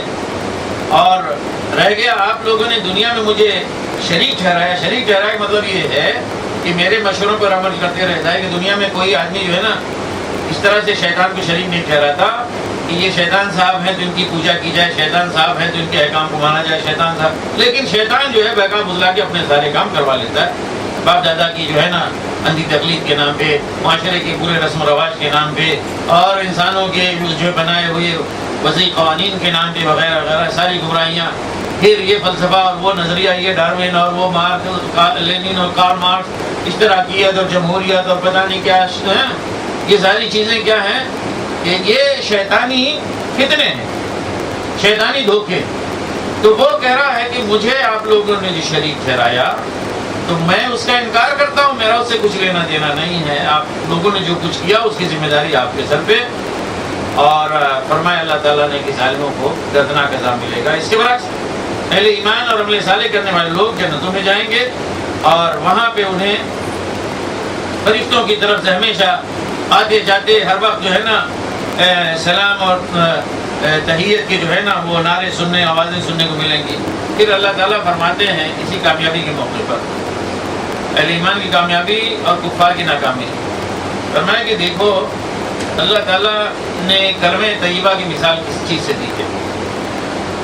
ایک پاکیزہ درخت، شجر طیبہ، جیسے کلمہ پر طیبہ ہے، کلمہ پاکیزہ ہے، اسی طرح سے ایک پاکیزہ درخت جس کی جڑ زمین میں ہوتی ہے اور اس کی شاخیں جو ہے آسمان میں پہنچی ہوتی ہے. مطلب یہ کہ کلمہ طیبہ ایک ایسا درخت ہے جو پائیدار ہے، سرسبز و شاداب ہے، ہمیشہ اس پھل دینے والا ہے اور ہمیشہ سایہ دینے والا ہے. وہ معمولی ہوا کی جھکڑ سے جو ہے نا گرنے والا نہیں، پھڑنے والا نہیں. اور یہ اتنا برگ و بار لاتا ہے، اتنا فیض بخشنے والا ہے، اتنا بابرکت ہے کہ جیسے یہاں سے آسمان تک پھیلا ہوا ہے. گویا کلمہ طیبہ کے ذریعے سے جو اجر و ثواب حاصل ہوتا ہے اس کی کوئی حد اور انتہا نہیں. اس کے برعکس کلمہ خبیثہ کوئی ایک کلمہ نہیں ہے. ہر جو ہے نا اسلام کے برخلاف جو چیز ہے وہ کیا ہے؟ کلمہ خبیثہ ہے. اس کا جو بھی نام ہے، ہندو مت ہے، بدھ مت ہے، عیسائیت ہے، یہودیت ہے، بہائیت ہے، بابائیت ہے، اور پتہ نہیں کتنے ساری چیزیں، اور موجودہ جدید دور کے فلسفے، یہ سارے کیا ہیں؟ شجرہ خبیثہ. تو شجرہ خبیثہ کیا چیز ہوتی ہے کہ جسے زمین کے اوپر ہی سے اکھاڑ لیا جائے اور اس کو کوئی قرار یعنی کوئی استحکام میسر نہیں ہوتا. سوال یہ کہ یہ چیز ہوتی کیوں ہے؟ یہ درخت جو ہے نا شجرہ خبیثہ یا یہ بیکار قسم کا درخت، یہ اگتا کیوں ہے؟ یہ اس لیے اگتا ہے کہ جب شجرہ طیبہ والے لوگ اپنی غفلت سے کوئی زمین چھوڑ دیتے ہیں تو وہاں پہ اسی طرح کی جھاڑ جھنکاڑ اور گھاسیں جو ہے تو پھیلی نکلتی ہیں. لیکن جس دن کوئی آ جاتا ہے تو وہ چیز ایسی نہیں ہوتی کہ اس کو اکھاڑ نہ دیا جائے. پتہ چلا کسان جس دن اپنے کھیت میں آتا ہے ساری گھاس یہاں سے وہاں تک نظر آتی ہے کہ جنگل ہے گھاسوں کا، وہ ساری کی ساری صاف کر ہو جاتی ہے، کوئی چیز وہاں پہ رہتی ہے؟ کچھ نہیں۔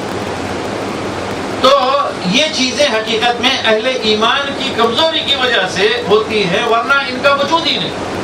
اور جب وجود ہوتا بھی ہے تو اتنا بھسبھسا کہ جہاں پہ ایک ہوا کا معمولی جھونکا چلا وہ ساری چیز اکھڑ کے ختم ہو جاتی ہے۔ تو معلوم یہ ہوا کہ حق اور باطل، حق اگرچہ کم نظر آئے لیکن وہ بڑا ہی پختہ اور مضبوط ہوتا ہے، اور باطل وہ جھاگ کی طرح پہاڑ بھر کے نظر آئے لیکن اس کی حیثیت جھاگ سے زیادہ نہیں ہے، کہ وہ بس ایسے ہی ہے لیکن اس کے اندر کوئی اپنا وزن نہیں ہے اور نہ ہی اس کے اندر کوئی صلاحیت اور خوبی۔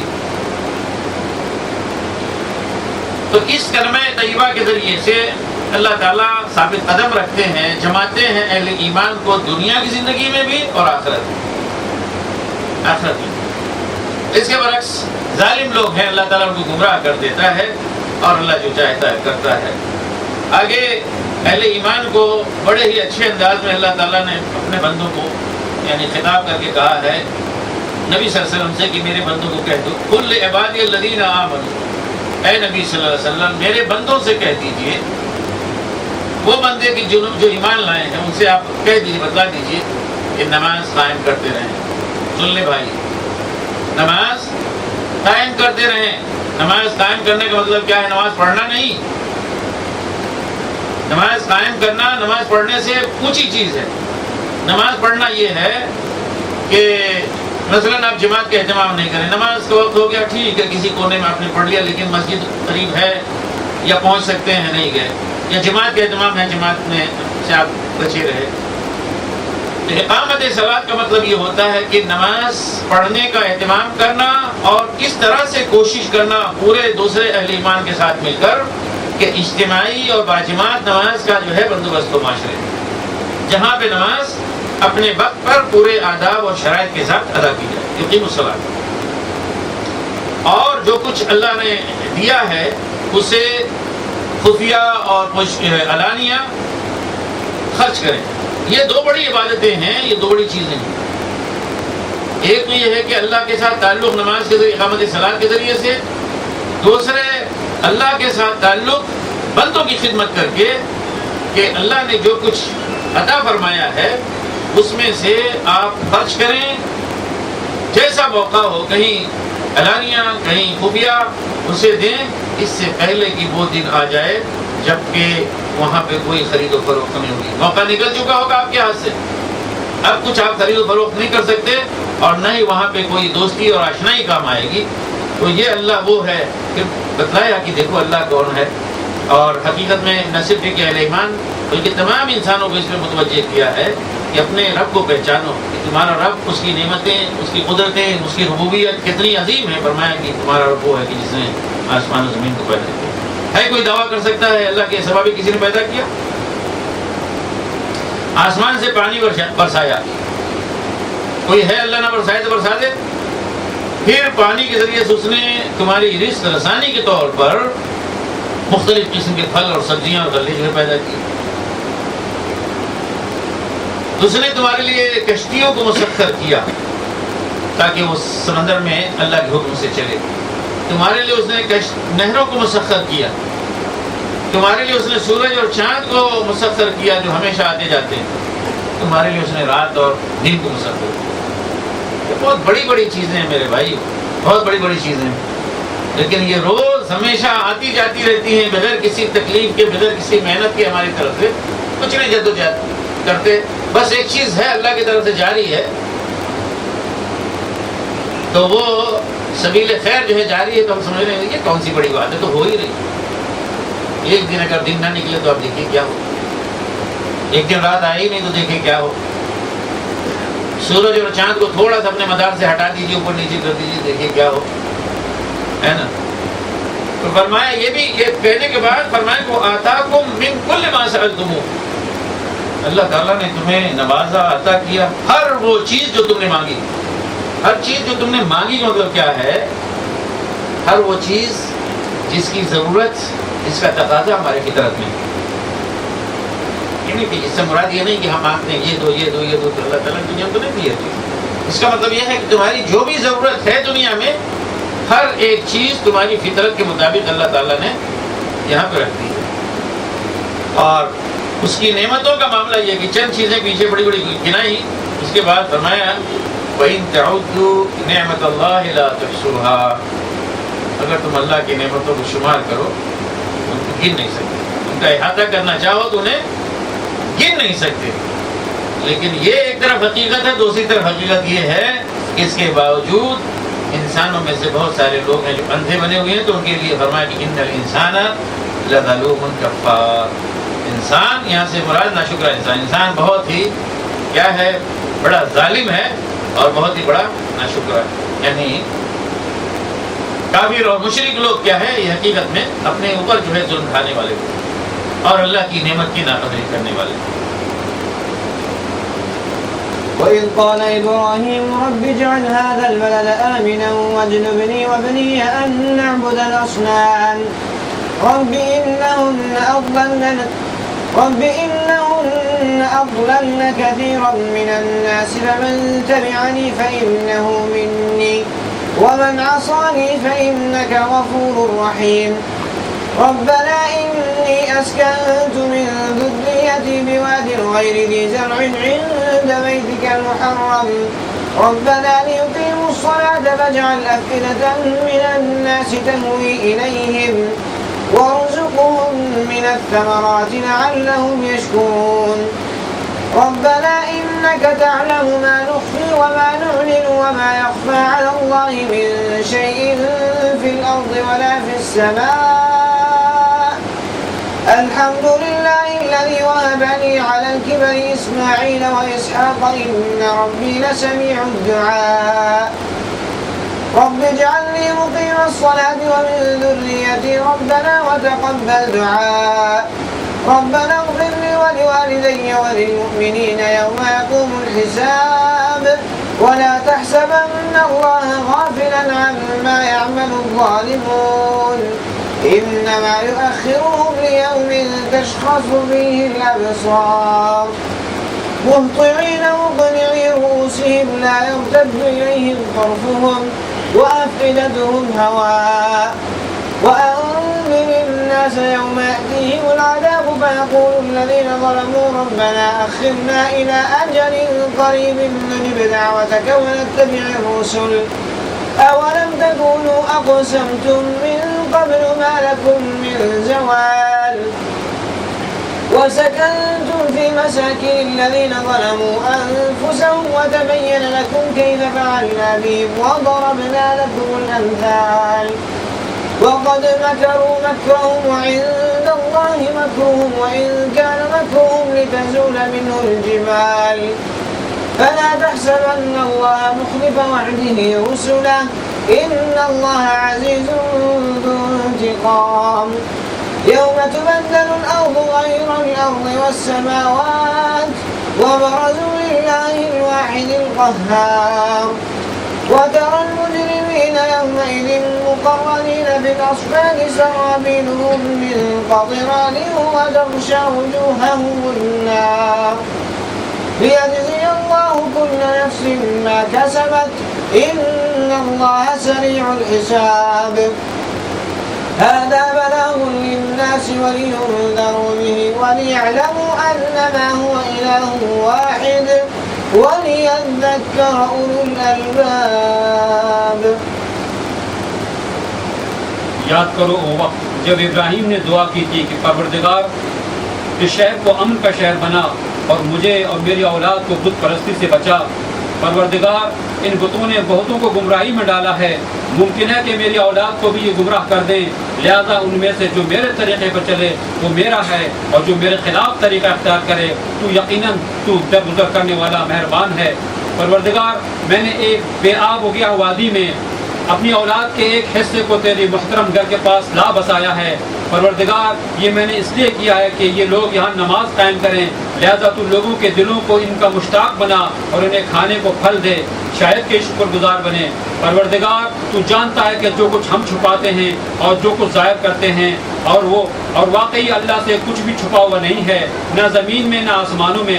شکر ہے اس خدا کا جس نے مجھے اس بڑھاپے میں اسماعیل و اسحاق جیسے بیٹے دیے. حقیقت یہ ہے کہ میرا رب دعا ضرور سنتا ہے. میرے پروردگار مجھے نماز قائم کرنے والا بنا اور میری اولاد سے بھی ایک ایسے لوگ اٹھا جو یہ کام کریں. پروردگار میری دعا قبول کر. پروردگار مجھے اور میرے والدین کو اور سب ایمان لانے والوں کو اس دن معاف کر دیجیے جب کہ حساب قائم ہوگا. اب یہ ظالم لوگ جو کچھ کر رہے ہیں اللہ تو تم اس سے غافل نہ سمجھو. اللہ تو انہیں ٹال رہا ہے اس دن کے لیے جب یہ حال ہوگا کہ آنکھیں پھٹی کی پھٹی رہ گئی ہیں, سر اٹھائے بھاگے چلے جا رہے ہیں, نظریں اوپر جمی ہیں اور دل اڑے جاتے ہیں. اے محمد صلی اللہ علیہ وسلم اس دن سے تم انہیں ڈراؤ جب کہ عذاب انہیں آ لے گا. اس وقت یہ ظالم کہیں گے کہ اے ہمارے رب ہمیں تھوڑی سی مہلت اور دے دے, ہم تیری دعوت کو لبیک کہیں گے اور رسولوں کی پیروی کریں گے. مگر انہیں صاف جواب دیا جائے گا کیا تم لوگ وہی نہیں ہو جو اس سے پہلے قسمیں کھا کر کہتے تھے کہ ہم پر تو کبھی زوال آنا ہی نہیں ہے, حالانکہ تم ان قوموں کی بستیوں میں بس چکے تھے جنہوں نے اپنے اوپر آپ ظلم کیا تھا اور دیکھ چکے تھے کہ ہم نے ان سے کیا سلوک کیا اور ان کی مثالیں دے کر ہم تمہیں سمجھا بھی چکے تھے. انہوں نے اپنی ساری ہی چالیں چل دیکھی مگر ان کی ہر چال کا توڑ اللہ کے پاس تھا, اگرچہ ان کی چالیں ایسی غضب کی تھی کہ پہاڑ ان سے ٹل جائیں. بس اے نبی صلی اللہ علیہ وسلم تم یہ ہرگز گمان نہ کرو کہ اللہ کبھی ان اپنے رسولوں سے کیے ہوئے وعدوں کے خلاف کرے گا. اللہ زبردست ہے اور انتقام لینے والا ہے. ڈراؤ انہیں اس دن سے جب کہ زمین و آسمان بدل کر کچھ سے کچھ کر دیے جائیں گے اور سب کے سب اللہ واحد قہار کے سامنے بے نقاب ہو کے حاضر ہو جائیں گے. اس روز تم مجرموں کو دیکھو گے کہ زنجیروں میں ہاتھ پاؤں جکڑے ہوئے تارکون کے لباس پہنے ہوئے ہوں گے,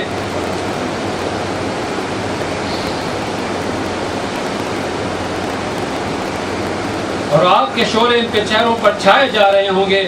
یہ اس لیے ہوگا کہ اللہ ہر متنفس کو اس کے کیے کا بدلہ دے گا. اللہ کو حساب لیتے کچھ دیر نہیں لگتی. یہ ایک پیغام ہے سب انسانوں کے لیے اور یہ بھیجا گیا ان لوگوں کے ان کے لیے جو اس کے ذریعے سے خبردار کر دیا جائے اور وہ جان لیں کہ حقیقت میں خدا بس ایک ہی ہے اور جو عقل رکھتے ہیں وہ ہوش میں آ جائیں. تو اللہ سبحانہ و تعالیٰ کے بہت سارے احسانات پورے انسانوں پہ ہیں, لیکن خاص طور سے مکہ کے لوگوں کے اوپر ان احسانات کے ساتھ جو پیچھے آپ نے سنے تھے کہ آسمان اور زمین کو مسخر کیا, پیدا کیا, اور سورج اور چاند کو مسخر کیا, رات اور دن کو مسخر کیا وغیرہ وغیرہ, یہ ساری بڑی نعمتیں ہیں. لیکن ایک بہت بڑی نعمت جسے مکہ والوں کو, قریش کے لوگوں کو, عربوں کو اللہ کا نوازا, وہ یہ کہ حضرت ابراہیم علیہ السلام کو حکم دیا, انہوں نے جا کے اس سرزمین میں اپنی ذریت کے ایک حصے کو وہاں پہ بسایا.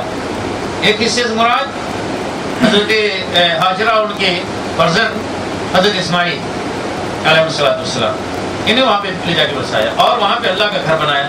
تو حضرت ابراہیم علیہ السلام نے اس شہر کے لیے جب ابھی معمولی ابھی یعنی شروعات ہوئی تھی, انہوں نے دعا کی تھی کہ پروردگار اس شہر کو پرامن بنا اور مجھے میرے بچوں کو بچا بتوں کی پرستش سے, ہمیں محفوظ رکھ. اس لیے کہ ان بتوں نے پہلے بھی بہتوں کو گمراہ کیا ہے اور غیر ممکن ہے کہ میری اولاد کو بھی یہ گمراہ کر دے, تو ہمیں ان سے بچا کے رکھ. بہرحال انہوں نے یہ بھی کہا کہ جو میری اتباع کرے گا یعنی میرے طریقے بھی چلے گا تو اس کا تعلق مجھ سے ہوگا, لیکن اگر کسی نے میرے راستے کو چھوڑ دیا, توحید کا راستہ چھوڑ دیا, تو بھلے سے ابراہیم کی نسل سے ہو, وہ ابراہیم سے اس کا کوئی تعلق نہیں ہوگا. پھر انہوں نے دعا کی پروردگار میں اپنے ذریت اپنی نسل کے ایک حصے کو یہاں پہ وادی غیر ذی زرع میں بے آب و گیا سرزمین میں بسا رہا ہوں تیرے محترم گھر کے پاس, اس لیے کہ نماز قائم کریں. تو آپ لوگوں کے دلوں کو مشتاق بنا دیں. اب لوگوں کے دلوں کو مشتاق بنانا کہ وہ ان کی طرف مائل ہوں, یہ دعا کس طرح سے قبول ہوئی؟ حضرت محمد صلی اللہ علیہ وسلم کے وقت تک پورا عرب وہاں پہ آیا کرتا تھا, دور جاہلیت میں بھی اس گھر کا عمرہ اور حج کرنے کے لیے, اور رسول اللہ صلی اللہ علیہ وسلم کے بعد پوری دنیا آتی ہے وہاں پہ حج عمرہ. یہ اس گھر کی مقبولیت, حضرت ابراہیم علیہ السلام کی دعا اللہ تعالیٰ نے اسے قبول فرمائی. آج پوری دنیا سے کھینچ کھینچ کر آتے ہیں. تو پھر انہوں نے شکر کیا ہے کہ بڑھاپے میں انہیں اللہ تعالیٰ نے اسماعیل اسحاق عطا فرمائے. تو انہوں نے یہ دعا کی کہ پروردگار مجھے بھی نماز قائم کرنے والا بنا اور میری ذریت میں بھی جو ہے نا انہیں بھی یہ کام انجام دینے والا بنا کہ وہ بھی نماز قائم کرے, اور آپ ہماری دعا سن لیں. اور یہ بھی انہوں نے دعا کی کہ مجھے اور میرے والدین کو بخش دے. یہ والدین سے مراد یعنی انہوں نے اپنے باپ آزر کے لیے دعا نکلتے ہوئے وعدہ کیا تھا کہ میں آپ کے لیے دعا کروں گا، اگرچہ مشرک تھا. اس بنیاد پر انہوں نے اس کے لیے دعائیں مغفرت کی. لیکن جب یہ کہ بالکل حقیقت واضح ہو گئی ان کے سامنے کہ یہ دشمن خدا ہے تو وہ اس سے باز آ گئے. اور اہل ایمان کو بخش اس دن کی جب حساب قائم ہوگا اور پھر اس کے بعد اللہ تعالیٰ فرماتے ہیں کہ اللہ کو تم لوگ غافل نہ سمجھو. یہ ظالم لوگ جو کر رہے ہیں یعنی حضرت ابراہیم کا آپ دیکھیں کہ طریقہ کیا ہے جو ان کی دعا ان کے عمل سے ثابت ہو رہا ہے.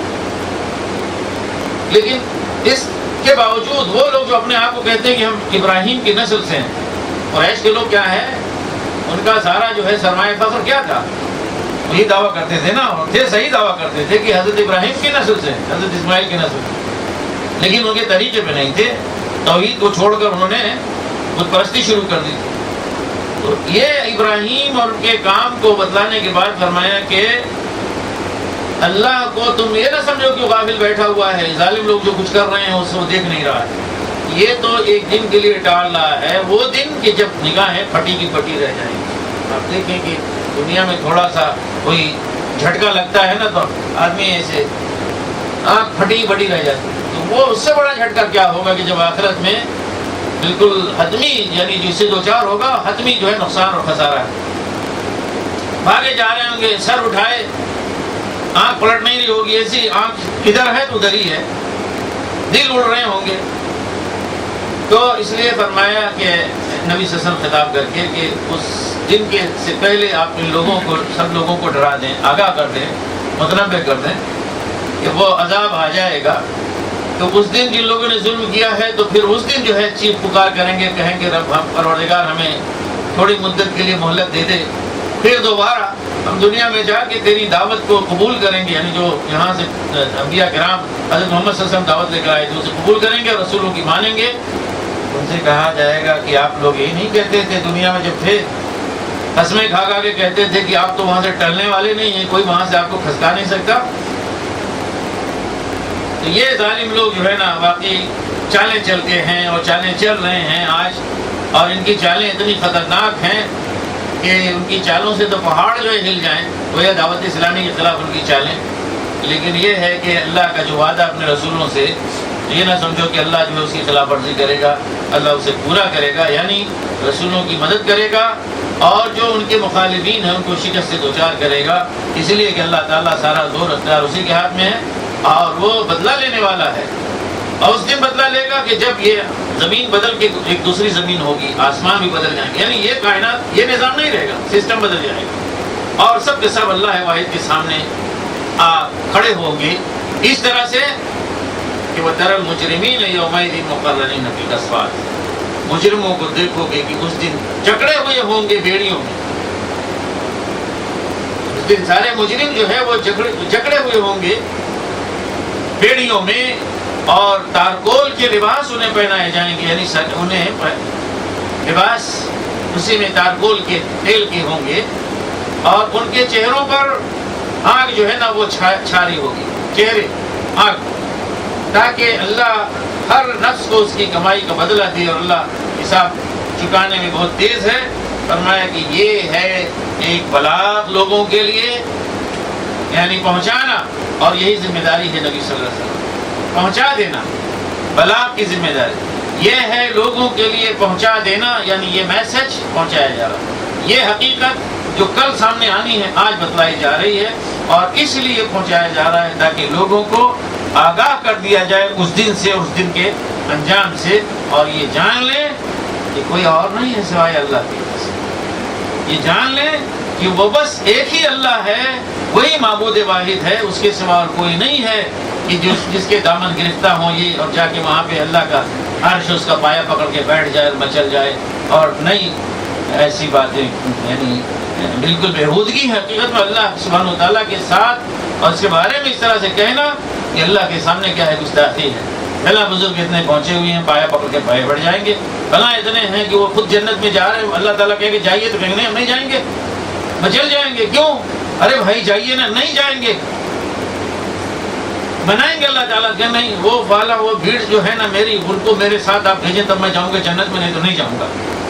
اللہ تعالیٰ کہیں گے اچھا میرے پیارے خوش ہو جا، تیرے لیے میں نے یہ بےہودگی حقیقت میں جن لوگوں نے کہا، یہ اسلام میں اس کا کوئی وہ وجود نہیں، کوئی اس کا وجود نہیں ہے، اور یہ بہت بڑی ڈٹائی گستاخی ہے۔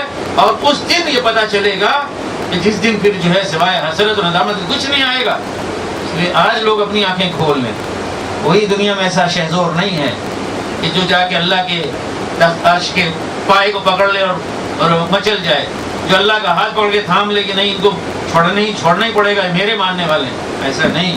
بتا دیا جائے، لوگوں کو جان لیں، انما ہوا الہ واحد، ایک ہی الہ ہے، کوئی اور کسی کو نہیں ہے۔ وَلْيَذَكَّرَ أُولُو الْأَلْبَابِ، اور عقل مند لوگ آج ہی سبق اس سے حاصل کر لیں، یعنی اپنا رویہ درست کر لیں۔ وآخر دعوانا الحمدللہ رب العالمین، جزاکم اللہ خیرا۔